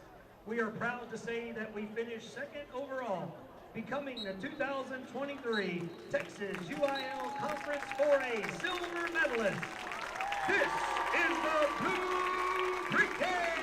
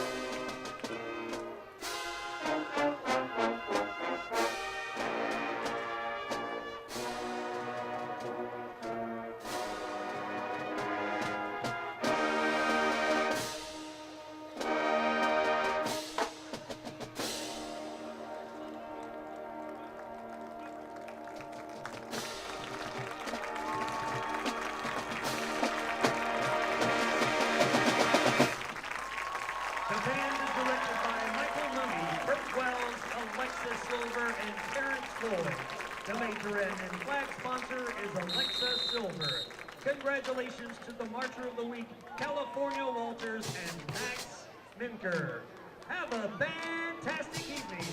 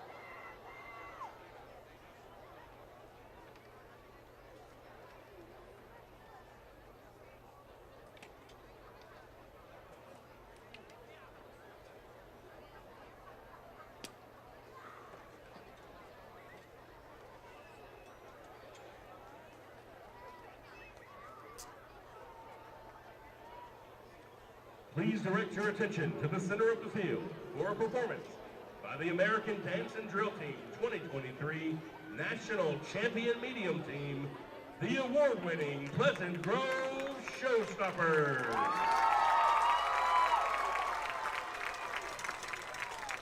Our 2023 Showstopper officers are Junior Lieutenant Amy Womack, Senior Lieutenant Lauren Hornsby, Senior Lieutenant Nora Jordan. The Showstopper Captain is Senior Jace Ramos. It was a special week with 2 Showstoppers of the week. We honor them. The first, Senior Rachel Davidson. Also honored is freshman Charlie McNeil. The Showstoppers are under the direction of Miss Christy Robinson, and in celebration of the 40th anniversary, will perform a newly choreographed field version of the traditional spring show kick routine, Magnificent 7.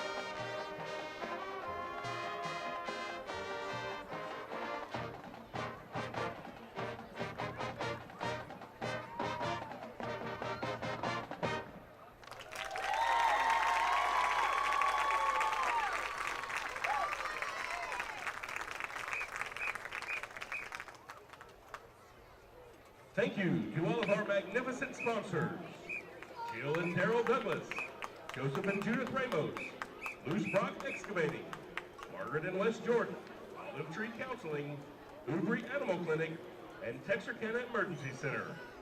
Let's have one more round of applause for your Pleasant Grove Showstoppers.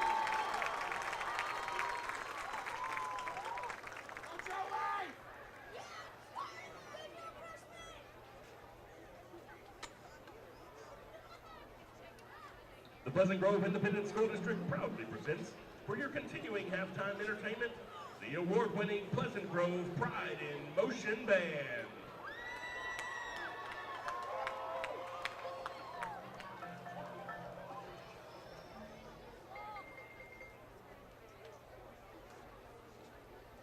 Pride in Motion Band is led on the field by junior drum majors Deanna Dyer and Owen Brasa.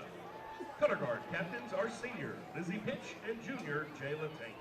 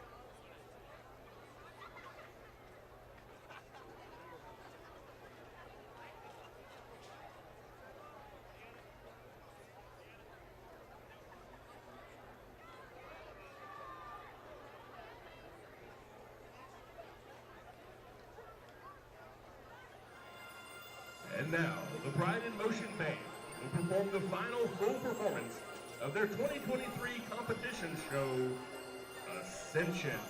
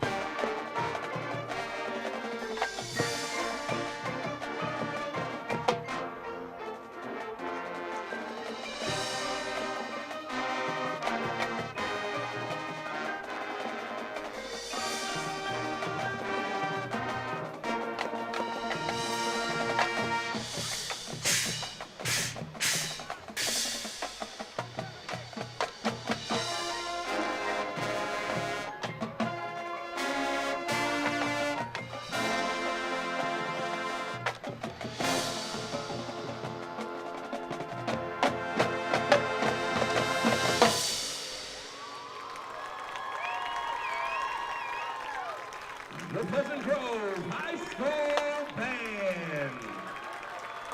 The Pride in Motion Band is under the direction of Jay Sutton, assisted by Jody Digby, Devin Sipes, Anna Sutton, Kevin Sutton, and Ed Grissom.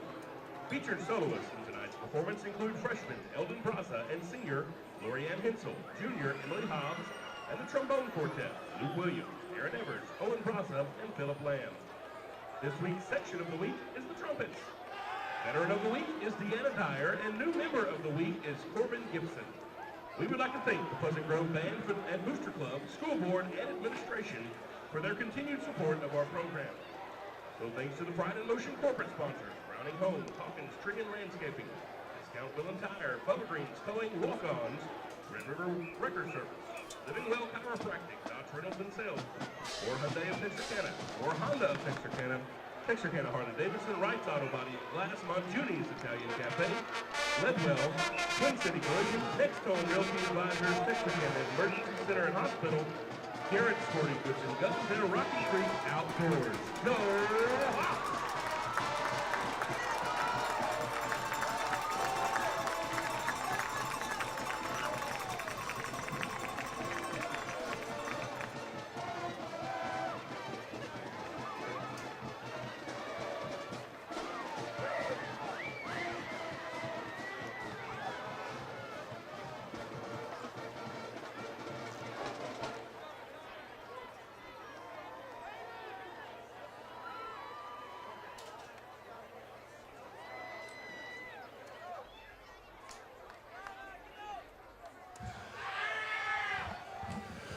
All right, folks, as you can see, the teams have made their way back out on the field. And if you heard those velvety pipes over the PA, they may have sounded familiar. Guess they thought I needed one more thing to do today.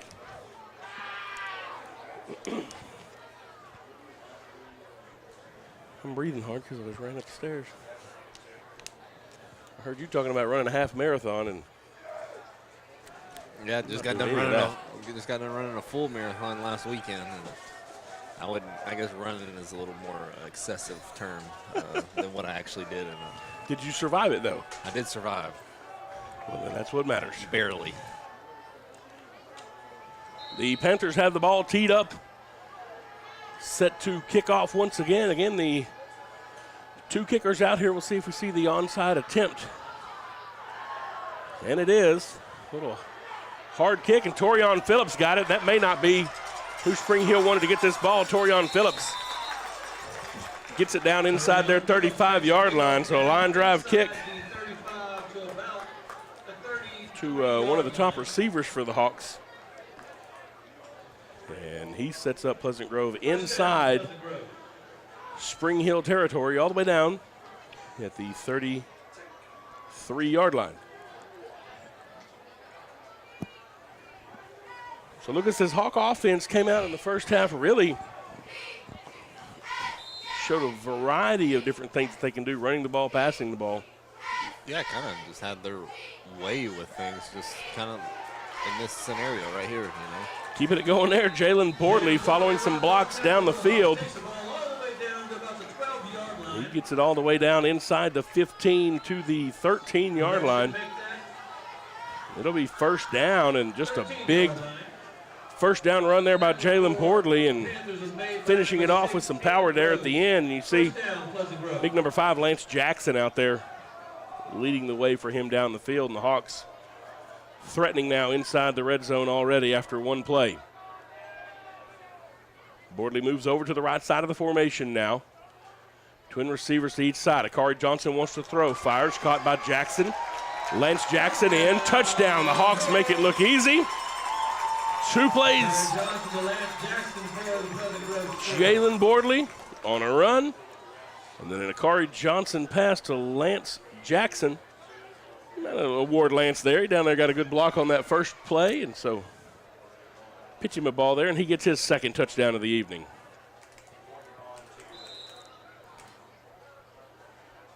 Waiting on the kick from Caleb Jones. Snap is back, kick is up, and it is good. 11-17 left in this third quarter. Hawks now leading at 49-23. We're going to stay here with it. We'll watch this replay here. Look, Kari Johnson rolls out. Lance Jackson wide open at the 10, and there's just nobody close to him as he trots in there. Other scores of import around the area. Hooks over New Boston 54-3 in the third quarter there. I tell you, Hooks Hornets have been having a pretty fantastic year, and I think they got a pretty good shot of doing some stuff as they move into the playoffs here. DeKalb up over Redwater 50-18. Rusk is leading Canton 13-7. They're 3:38 in the third quarter there. Again, we'll be playing the winner of that one next week. Gilmer up big over Pittsburgh 50-6. So Gilmer will have that second spot. Pittsburgh will be 0-5. Pine Tree is still leading Texas High 7-0. Interesting to see that Texas High hadn't been able to score in that game. 3:45 left. Liberty Ilo up 35-0 over North Lamar there, getting the third quarter started. Caleb Jones with an end-over-end kick, and it'll be fair caught inside the 10-yard line by Carson Tidwell, and so the Panthers will have a touchback out to the 25-yard line, and that's where they will have it, first down and 10. Spring Hill showed some signs of life there in that second quarter, and then the Hawks scored on a couple of big runs by Caden McFadden back-to-back to kind of stretch that thing back out. It was a 5-point game there for a minute. We'll see if they can get something rolling here in the second half as the Hawks scored quickly coming out of the halftime locker room. Travis Allen and company looking over to get the call from the coaches. And the ball off to Hawkins. The ball comes out. It bounces around, and Pleasant Grove falls on it. And I tell you, Xavier Johnson right in the number 9 on his chest. Put the helmet right on the ball.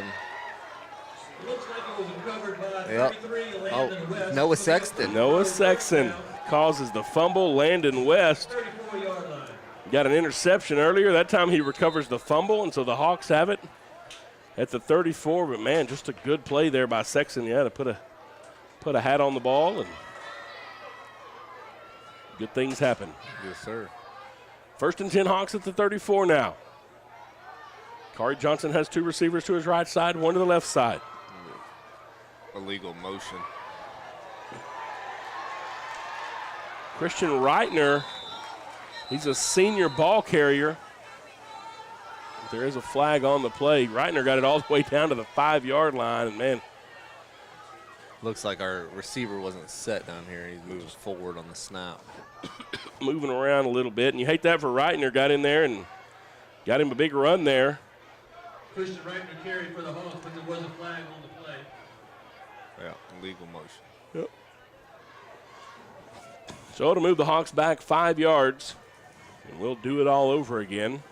We'll give Reitner another shot to do something here. Again, senior running back, cornerback. He gets the handoff again, follows his blockers.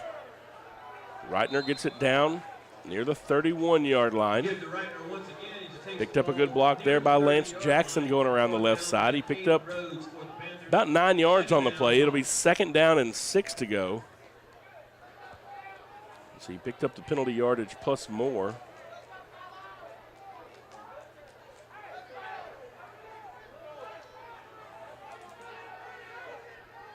Kari Johnson moves Reitner over to his left side now.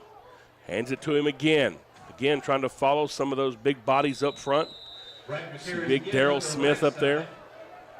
Reitner cut just inside of him. Trench dogs up front, a bunch of senior guys up there who really have come on as this year has gone across there. Caden Allen, Joseph Bailey, Caleb Hackelman, Darrell Smith Jr., and Cade Martin, all seniors up there across the front. And those guys can move some folks around when they need to. 2 receivers right side, 1 to the left side now for Kari Johnson. Hands the ball to Reitner again. And again, just Off tackle to the right. He'll get it down to the 20. It'll be enough to move the sticks. 1st and 10. Pleasant Grove. The clock stops temporarily on the first down at 9:42 left in this third quarter. Now the name of the game for the Hawks is chew up some clock if you can.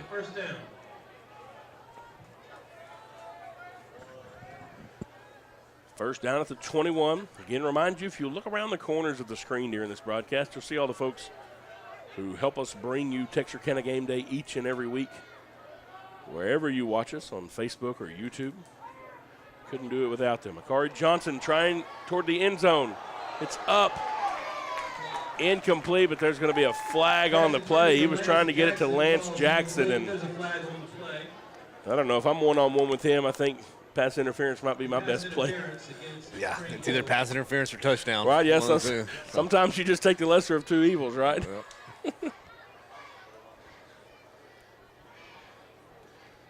And I'll tell you can see Torian Phillips thought it was a touchdown when the ball was thrown.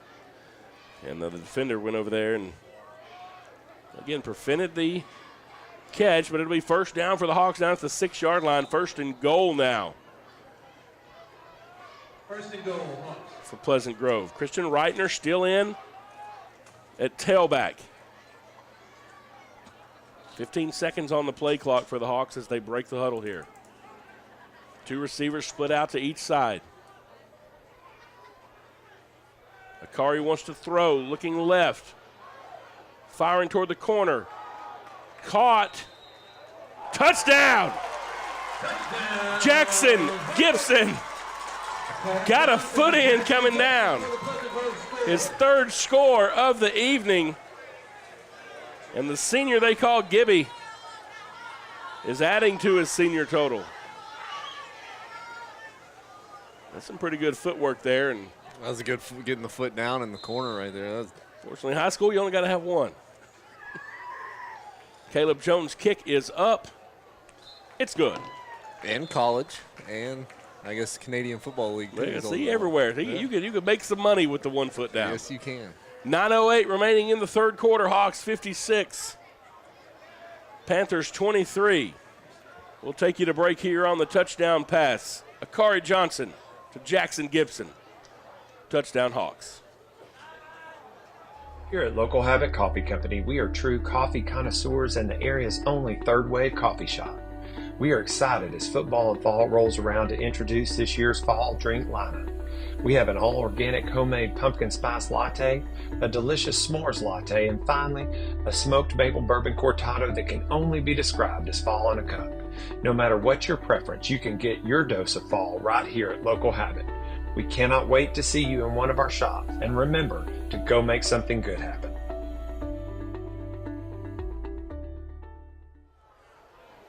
Welcome back, Hawk fans. 9:08 in the third quarter. Hawks up 56-23 after the Akari Johnson to Jackson Gibson touchdown pass, the 3rd such combination of the evening. High kick. Fielded at the 11-yard line by the deep man for Spring Hill. He's looking for some room around the left side. That was Carson Tidwell, tripped up number 53, Isaiah Wooten, for the Hawks, the last man in there.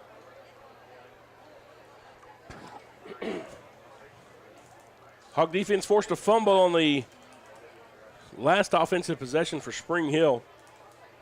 Offense turned that into 7 points to swell the lead 56-23. They double up the Panthers plus 10. Spring Hill and Travis Allen now bring it out.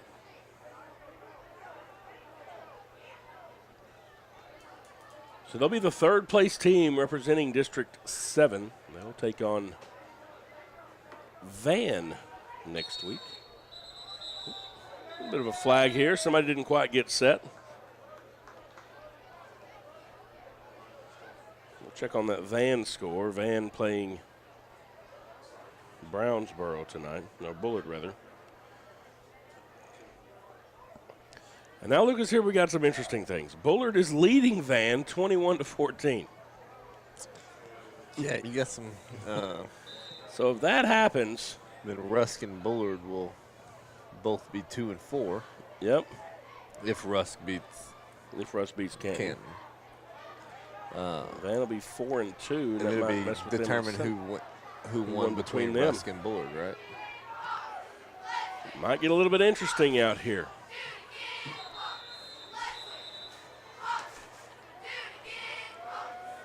Spring Hill got moving once again, so another 5-yard penalty.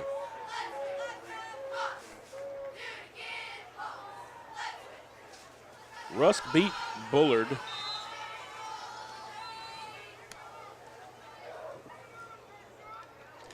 And so they would have the tie break.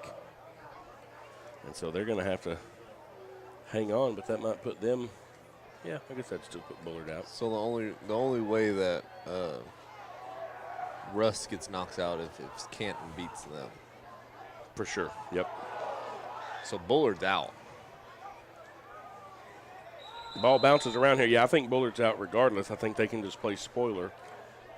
And it might mess up this center versus Van game. That ball bounced around for a minute there.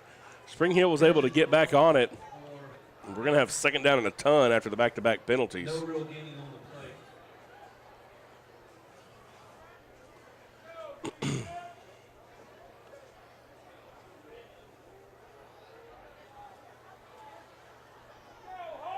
We'll see what happens here. Center is playing Brownsboro tonight.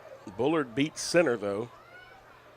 I don't know. There's a lot of confusion in that. I don't know. Josh just told me that if Bullard beat Van, it could mess some things up. Here's Spring Hill trying to get some things rolling. Trevor Allen running it around the outside. He gets it up near the 30. They're still going to be behind the sticks, though. It'll be third down and 11 to go for Spring Hill. Trevor Allen, he's brought down by 9, Xavier Johnson.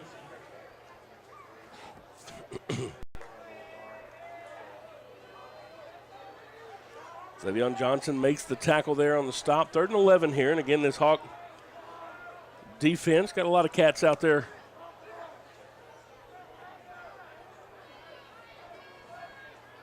Playing Brody Watts, Jr. in at linebacker. Reese Elrod putting some pressure on the quarterback. He sails the ball out. It's going to be caught. Dwaylen Richardson. I'm going to give him a good spot here. It'll be enough for the first down. All the way up to the 44-yard line. It'll be first down and 10. Automatically brings the ball to the 44-yard line. First down, Panthers.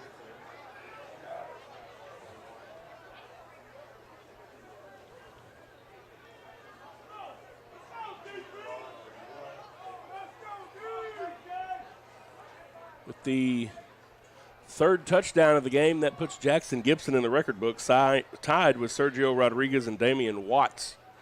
Both of them with 3 receiving touchdowns in a game. Travis Allen, quarterback keeper, gets it up across the 50-yard line, 7-yard pickup on first down. It'll be second down and 3. You know, they've had success with that play a little bit. Little quarterback wraparound. The last couple times they've done it. Seen them go into it more and more over the last couple series. Final little holes there.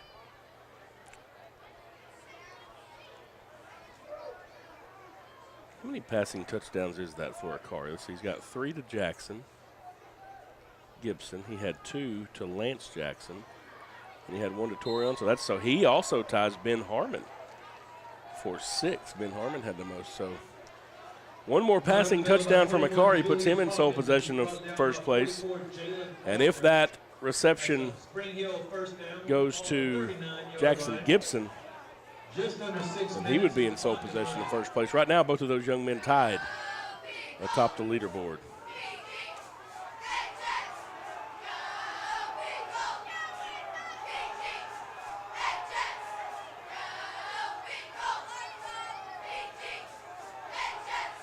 Here the cheerleaders getting the crowd fired up here in the third quarter. 5 minutes and 30 seconds remaining in this third quarter.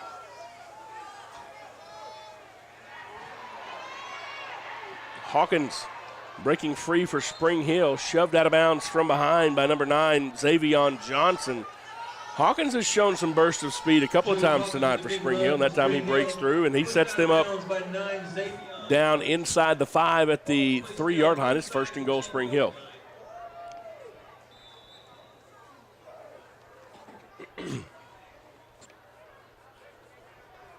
Jamon Wheeler out there for the Hawks. Torion Phillips, Ty Boozer out at linebacker. Caden McFadden on defense. You see they're wanting to get a stop here. Big B.J. Rochelle tackles Hawkins there, but he gets down to the 2. Second down and goal from there. And I'll tell you, one of the biggest things that B.J. Rochelle coming back has done is Pleasant Grove was having to sub in Caleb Hackelman, Big Darryl. Darryl Smith Jr., those guys, and now all of a sudden you can keep them out. Now they don't have to play defense, and it's huge. It's a big advantage to have for sure. Hawkins again. And he's in for the score. You like to see that from him. That young man has played a hard game tonight. Julius Hawkins, he's a senior, 5'7", 175. No, I'm really impressed with these running backs, the vision that they have, and the breakaway speed that these guys got. Yeah, they can move, and I think Spring Hill, you see, depending on what the matchup is, if they don't line up against somebody that has this big defensive front that Pleasant Grove does, they've got a chance to do some things here, and they may sneak up on some folks as we head into the playoffs. So they get in for the score. 4:25 remaining in the third quarter. The Hawks are up 56-30. We'll take a break. You're watching Pleasant Grove Hawk football on Texarkana Game Day.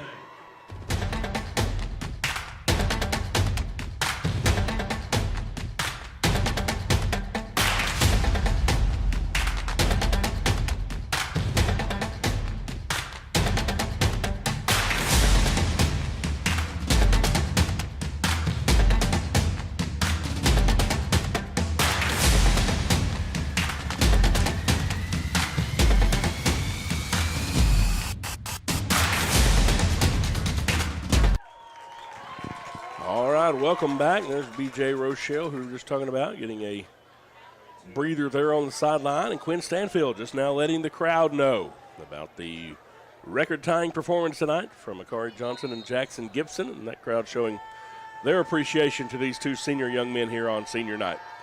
Spring Hill set to kick off after the touchdown run by Julius Hawkins. They go for the onside, and that one bounced around for a little bit. Landon West got back on it. So West, covered by 33, Landon West at the defensive end position has touched the ball an inordinate amount of times tonight. He plays the H-back too. That does give the Hawks the ball set up inside Spring Hill territory at the 49-yard line. And coach is content to let Akari stay tied for the record book because now Walker Wright, sophomore quarterback, comes in to take over the game. He is flanked by Christian Reitner, senior tailback, and Reitner gets the handoff. He's going to be bottled up in the backfield. That's number 30, Josh Fielder. He's a sophomore for Spring Hill coming in to make a tackle, and they brought down by Joshua Fielder. Get some other guys in the game out there. Looking up front, Hawks have KJ Greer, sophomore, out there playing guard. Justin Castile, senior wide receiver, is out there. Jackson Gibson still out there in the field. Torian Phillips out there still. Big Caleb Hackelman. Jaden Mathis, though, a sophomore center out there in the game. This is a good opportunity to get your guys some reps. They got him lined up at the right tackle. Spencer Stokes is playing center. Walker Wright wants to throw, firing down the field, caught. Lance Jackson. Walker Wright to southpaw. Hits Lance Jackson in stride. That one was not covered terribly. Lance Jackson just using some of his strength there to pull that down. Look at Walker Wright. Left-handed QB. Drops it in the bucket. Again, the defender was there with a hand on it. Lance able to use his strength there and hang on to it. Two receivers right side, one receiver left side. Christian Reitner with the handoff. He has a huge hole. Christian Reitner at the 5. Brought down from behind. Thought he had enough speed there and just good close that time by Carson Tidwell. And he's that big return man for Spring Hill. And You know he's got some speed there, but I thought that one was going in there with Reitner. Still sets it up, first down and goal for the Hawks at the 4-yard line. They break it out with two receivers on the right side. Torian Phillips, the man by himself on the left. Reitner with the handoff. Spun down for about a 1.5 yard gain. Number 5, Ashavir Singh making the tackle. Second down and goal now for the Hawks. Clock rolling inside of 2 minutes and 30 seconds remaining in this third quarter. I like to see these big guys up front. Some of these sophomores get some Friday night experience too, because when that senior line leaves, you're going to have some guys that have some reps up there ready to go. You see KJ Greer coming and pointing out the defense. Wright wants to throw toward the end zone. Puts a little bit too much on it, trying to get it out there to Torian Phillips. Leads him out of bounds, incomplete. It'll be 3rd and goal. Torian wasn't in a bad spot there, but Walker just a little bit there. Walker got hurt in one of those early games, and, man, it looked really scary when it happened, and ended up being something that he was able to come back after a couple of weeks, and certainly glad to see that young man out there. Christian Reitner on the carry again, gets it down close. Got tripped up a little bit when he got the handoff, and really never got his feet under him to get up to full speed. Got it down to about the 2. It'll be 4th and goal. Clock now at 1:40 and rolling here in this third quarter. So Hawks begin to milk the clock.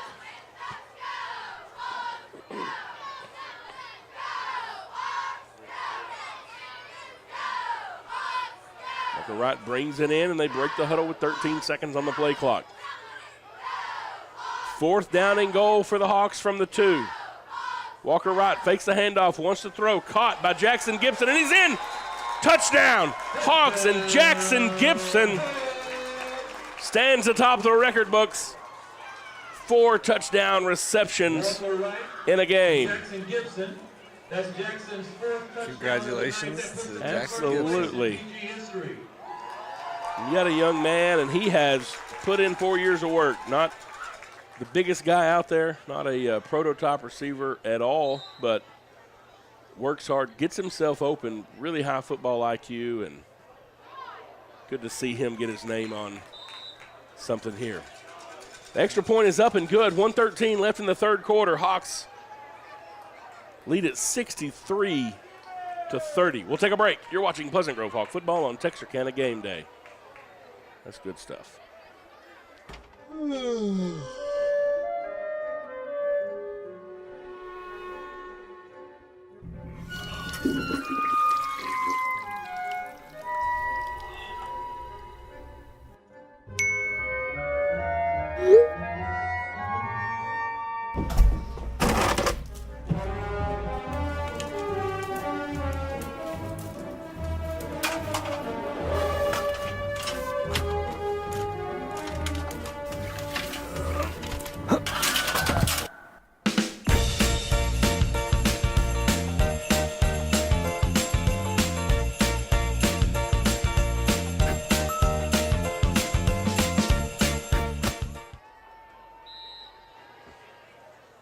All right, folks, welcome back.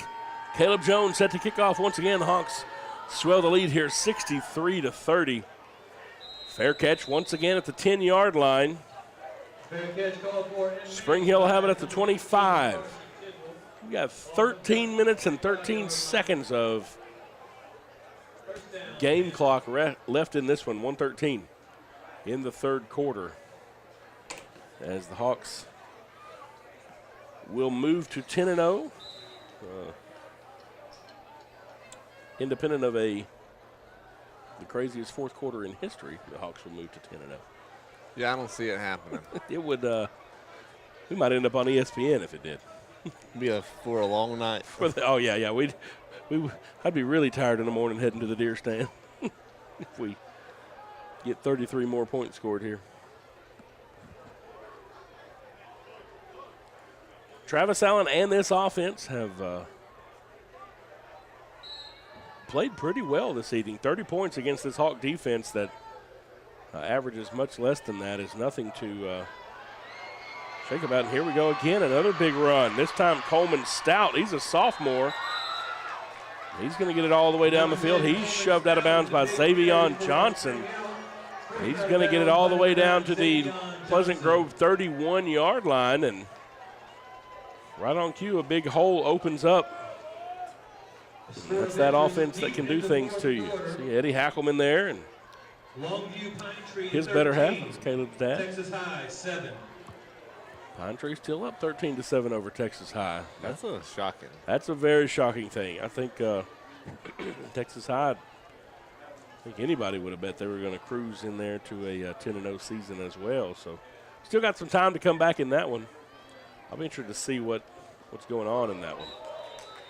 This time the Hawks read it well. They try the same run again, and Eddie Tank and Caden McFadden, they show up in the backfield and get in the middle of that play. And that's going to take us to the final stanza of the ball game as the clock runs out on the third. Your score after 3, Pleasant Grove 63, Spring Hill 30. We're going to take a break, and we'll be right back for the fourth quarter. You're watching Pleasant Grove Hawk football on Texarkana Game Day. What's it like at Texarkana College? Life-changing. Starting here means you can go anywhere. We offer student support, student life, dual credit, and hands-on training. And now you can enroll anytime.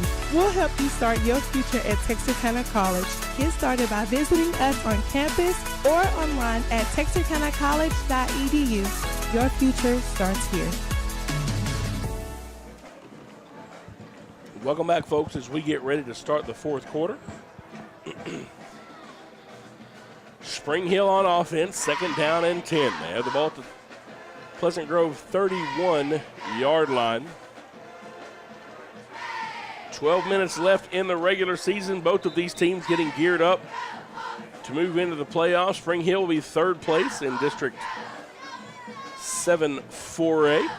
Gilmer will be the number 2 spot, and Liberty Ilo will get into that 4th spot. We match up next week in by-district versus District 8. And that one still a little bit confusing as of right now. This, though, not confusing. It's something we've seen all night long, and it is a strip sack for B.J. Rochelle. He gets into the backfield again, pulls the ball away. Look at the big fella get back here. Wraps up the quarterback and says, I'll take the ball with me if you don't mind. Pretty athletic play. Very athletic play by my man B.J. Rochelle, the senior defensive tackle, gives the Hawks the ball 1st and 10 at the 41-yard line. And if there's an award for show up in the second half of the season, he's certainly the winner. And he has made his presence known. He's come on here. It's like backups across the board for the Hawks now. Walker Wright hands the ball off to Reitner again. Christian Reitner up across the 45-yard line. He'll be near midfield. Pickup of 6 yards on 1st down. 2nd down and 4 to go.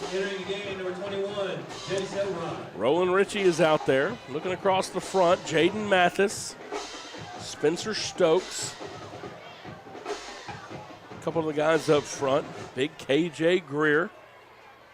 Worked with his dad, Kevin, for several years.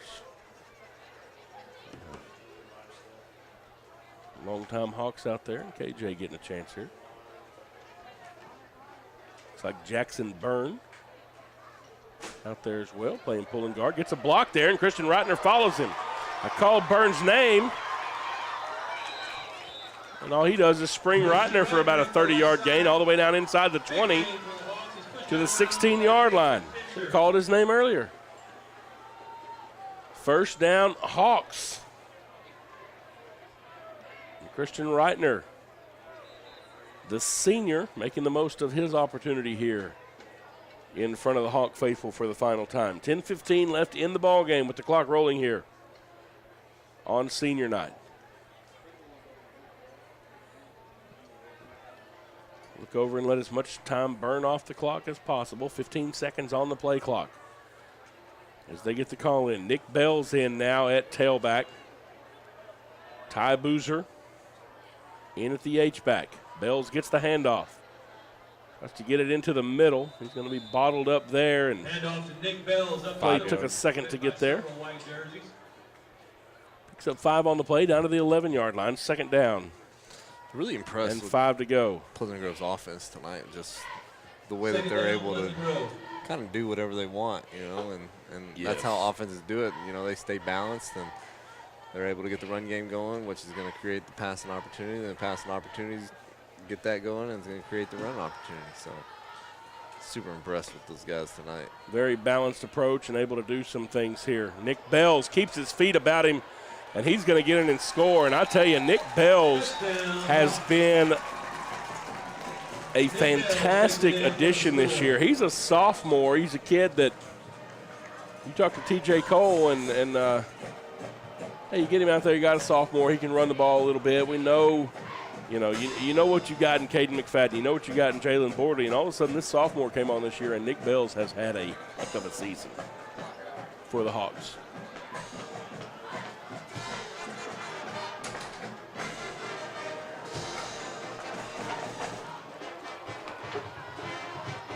Waiting on the extra point now from Caleb Jones. Snap is back, the kick is up, and it is good. 9:07 left in the ball game. Hawks 70, Panthers 30. We'll take a break. You're watching Pleasant Grove Hawk football on Texarkana Game Day as Nick Bells keeps his feet moving and punches it in.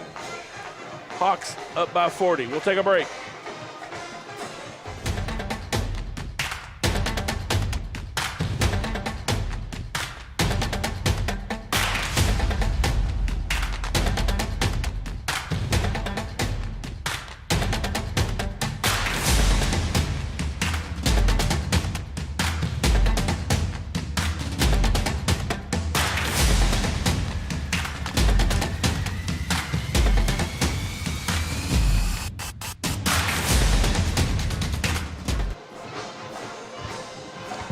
All right, folks, welcome back here to Pleasant Grove.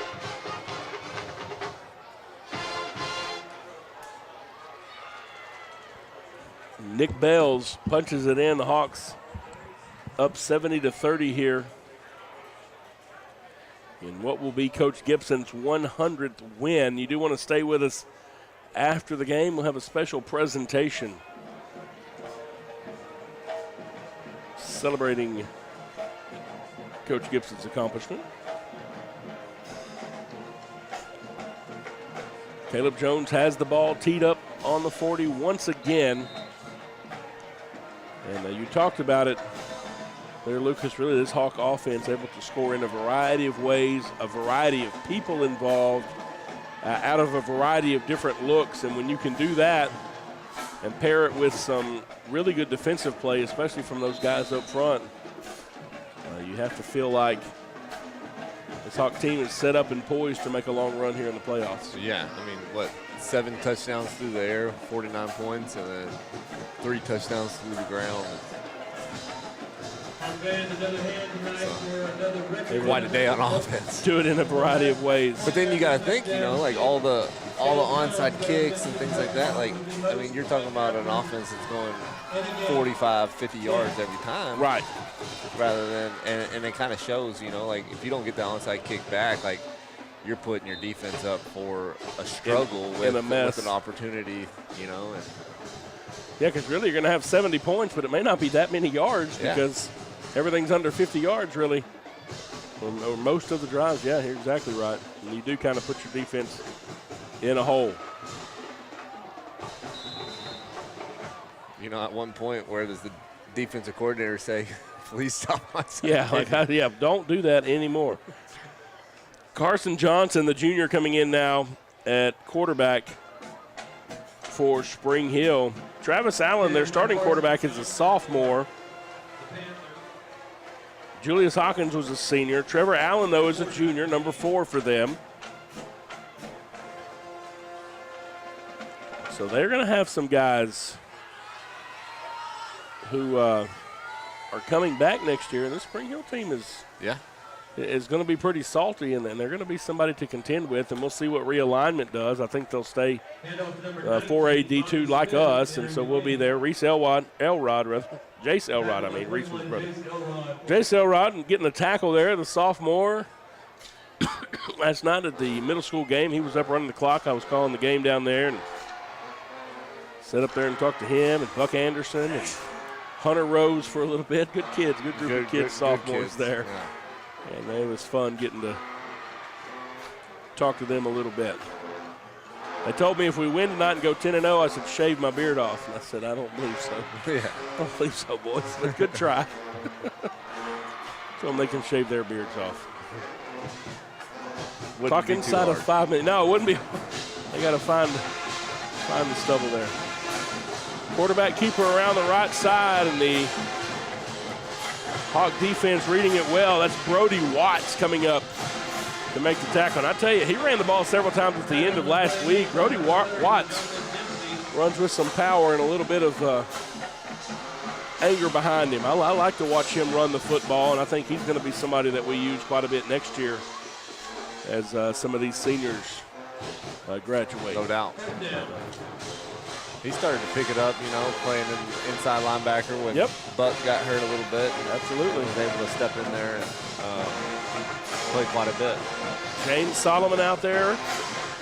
Right now, Terrell Patton, he's had some good games tonight. A bunch of sophomores out there on the field, and really kind of give you a glimpse of the bright future here at Pleasant Grove. Punt is fielded by Roland Ritchie. Goes out of bounds at the 40. The Hawk offense will come back out here on the field. I have a feeling we'll see a lot of runs and see if we can't burn this last 3.5 minutes off the clock and get both of these teams into the playoffs healthy. Again, our final District 7 4A standings will be Pleasant Grove, Gilmer, Spring Hill, then Liberty ILO, North Lamar, and Pittsburgh. We'll start basketball season this next week. District 8, of course, will have Carthage. And just a bunch of confusion down under there. But we know Van, Center, and looks like Rusk will be 2, 3, 4. And I think Rusk is going to be 4. Maybe just that 2, 3 will get a little bit wonky. As soon as we know where the next game will be, we will let you know. Of course, you can follow Pleasant Grove Hawks on Facebook, but we'll also have it for you on Texarkana Game Day. Do want to once again thank all of our sponsors: Texarkana Emergency Center and Hospital, Greg Orr Auto, Rocasa Organics, Reliance Mechanical Contractors, State Bank. Our timeout sponsors each week: Texas A&M Texarkana, Commercial National Bank, our scoreboard sponsor. When the clock expires, your Hawks will post only the second undefeated regular season record at Pleasant Grove. You can hear Quinn in the background, as he said, as at the end of this one, for only the second time in history, the Hawks will be 10-0. 10-0. Next week, everybody, though, resets the record. We start back, and it's win or go home 6 weeks in a row, hoping that we end up on the 16th of December there at Cowboys Stadium. You played a couple of games there. Well, actually, no, I never got to play there. We were up in Canton. Oh, okay. Y'all were in Canton. Spring Hall of Fame game up there. Hall of Fame, and we played 3 away games. Wow. So unfortunately, I never got to. I coached there, I guess. There you go. Yeah, I got to do that. Christian Reitner with the carry there for the Hawks. I think a couple of kneel downs with 1:15 and the clock rolling should be all we need to put a bow on this one. We will take you down to the field and bring you the voice of Quinn Stanfield, our public address announcer, for a special presentation at the end of this.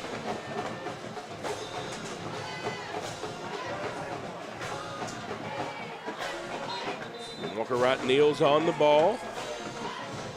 Lucas, we appreciate you being with us tonight and kind of lending your expertise. You know some about these Hawks. And the Hawks go to 10-0 on the season, 70-30 over Spring Hill. Both of these teams heading into the playoffs next week. We want to wish the Spring Hill Panthers and their fans good luck as they move into the playoffs. And again, I think they've got a team that can do some big things. So we wish them the best of luck.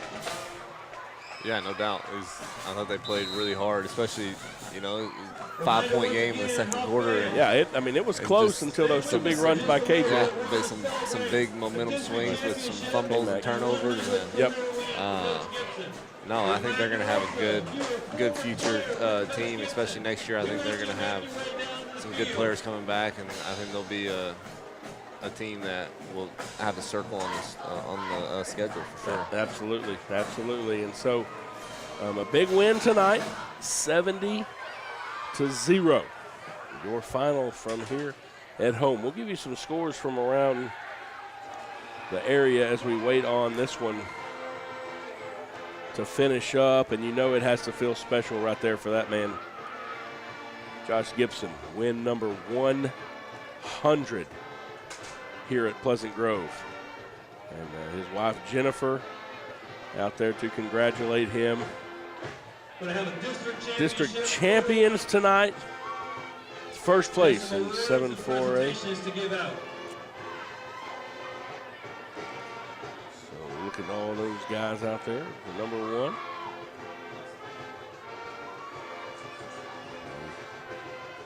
A 10-0 season. Something that has only happened one other time in Pleasant Grove. Everybody wants to get pictures. Got to have it for the yearbook. Got to have it for social media.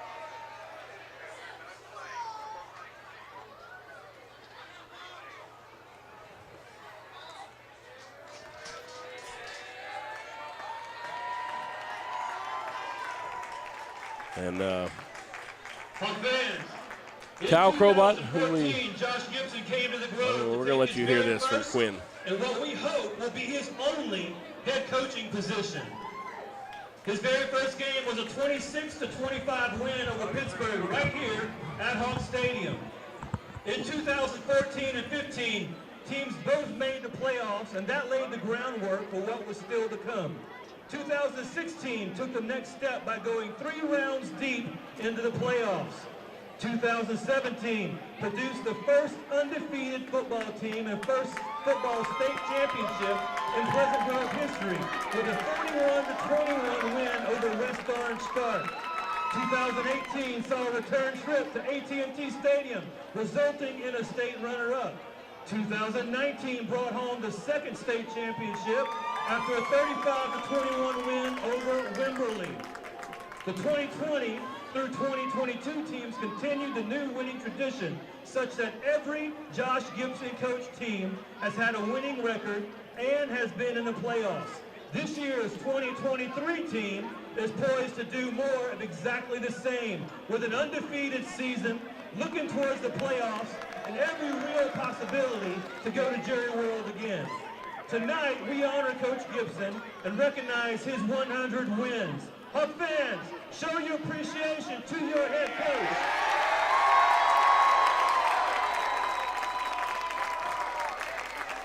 So tonight we have some special presentations for Coach Gibson in order to show our appreciation for what he means to not only our school, but our entire community. We begin with presenting a commemorative plaque is Pleasant Grove Superintendent Chad Pirtle. The plaque he presents reads 100 career wins, November 3rd, 2023.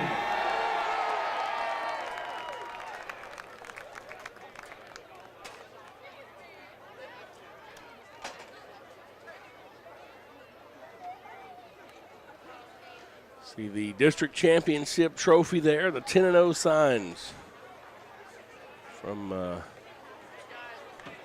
guys there. Now, Mr. Pirtle presenting the 100th career win plaque. There was a district photo op. Now here's the plaque. Again, it reads 100 career wins, November 3rd, 2023. Big accomplishment there The next by presentation.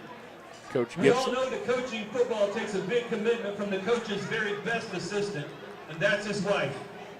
Jennifer Gibson is Coach Gibson's biggest fan, but she's also made her own mark here on the Pleasant Grove community. So presenting flowers to Mrs. Jennifer Gibson is high school principal Kristen Giles. Gibson, of course, our CFO for the district. So she makes sure that we all get paid and keep our finances right.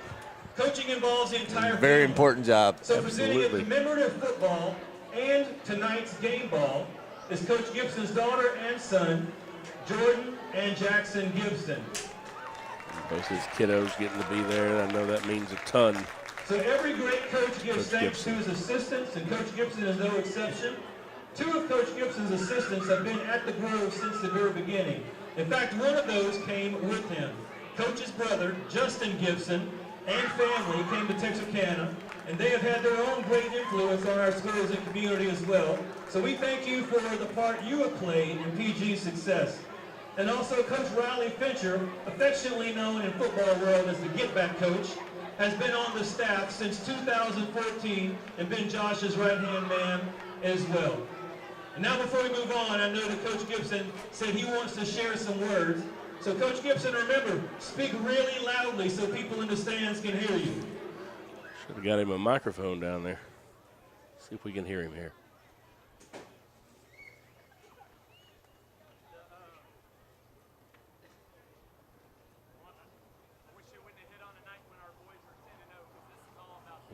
Barely. I tell you, we will have this. I know that Morgan and those guys are recording it, so we will have it on.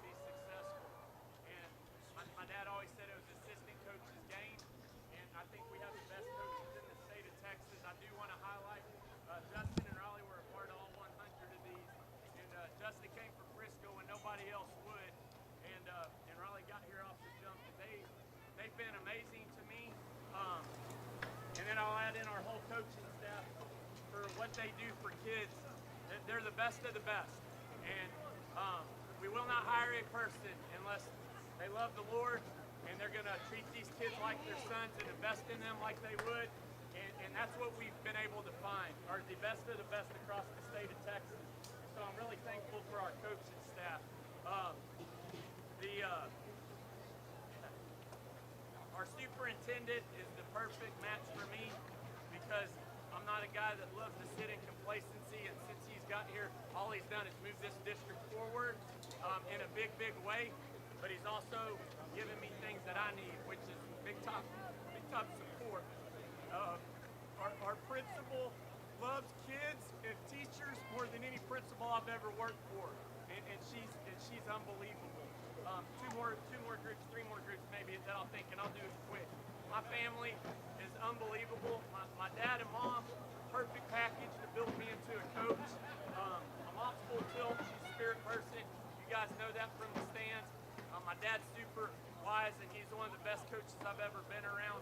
My wife is my best teammate that I've ever had, and she's so special to me.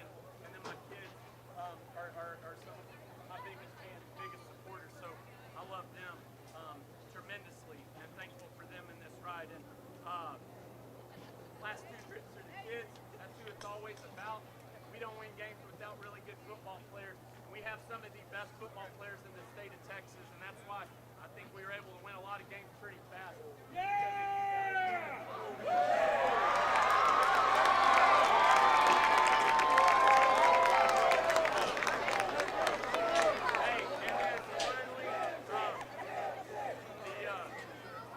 What it's all about is our Lord and Savior. The blessings that we have, we don't always deserve them. We know that. The biggest one being His Son who died for us. But these kids right here in this community, it has made me a better person. PG has given me so much more than I could ever give it. And I think it's changed lives, and that's what we're going to keep doing. 10-0, 100 wins, and maybe 6 more this year, right? 10-0, 100 wins, and said just need 6 more this year. And congratulations to Coach Gibson, 100 wins. Congratulations to this team, 10-0. But I think all of them would tell you they are not satisfied with that. They want 6 more. They want to end this thing in Arlington right before Christmas. Yep. Once you have a taste of it, you want some more, right? Has a pretty good chance at it. Yeah. Once you taste it, you want more and more. And this team definitely is the right fit. You know, I think it will come down to the third round with Carthage, and you know, unless something happens in between them, but that will be the showdown, basically probably for who wins the state championship this year. So again, get you there. Rusk is leading Canton 21-13 in the fourth quarter of that one. So still nothing decided in the district that we match up with. So again, keep up with us on the Pleasant Grove Facebook pages or on the page here. Bullard is up over Van at 28-21 with 6.5 minutes left in that one. So we'll have the playoff matchup, but we don't know who it's going to be yet. So we'll see you next week, though, regardless. So again, Lucas, thanks for being here with us. And appreciate you guys having me. 100th win, 100 points combined. Hawks win 70-30. That's going to do it for us here at Texarkana Game Day here on Senior Night. We will see you next week in the playoffs. You're watching Pleasant Grove Hawk football on Texarkana Game Day.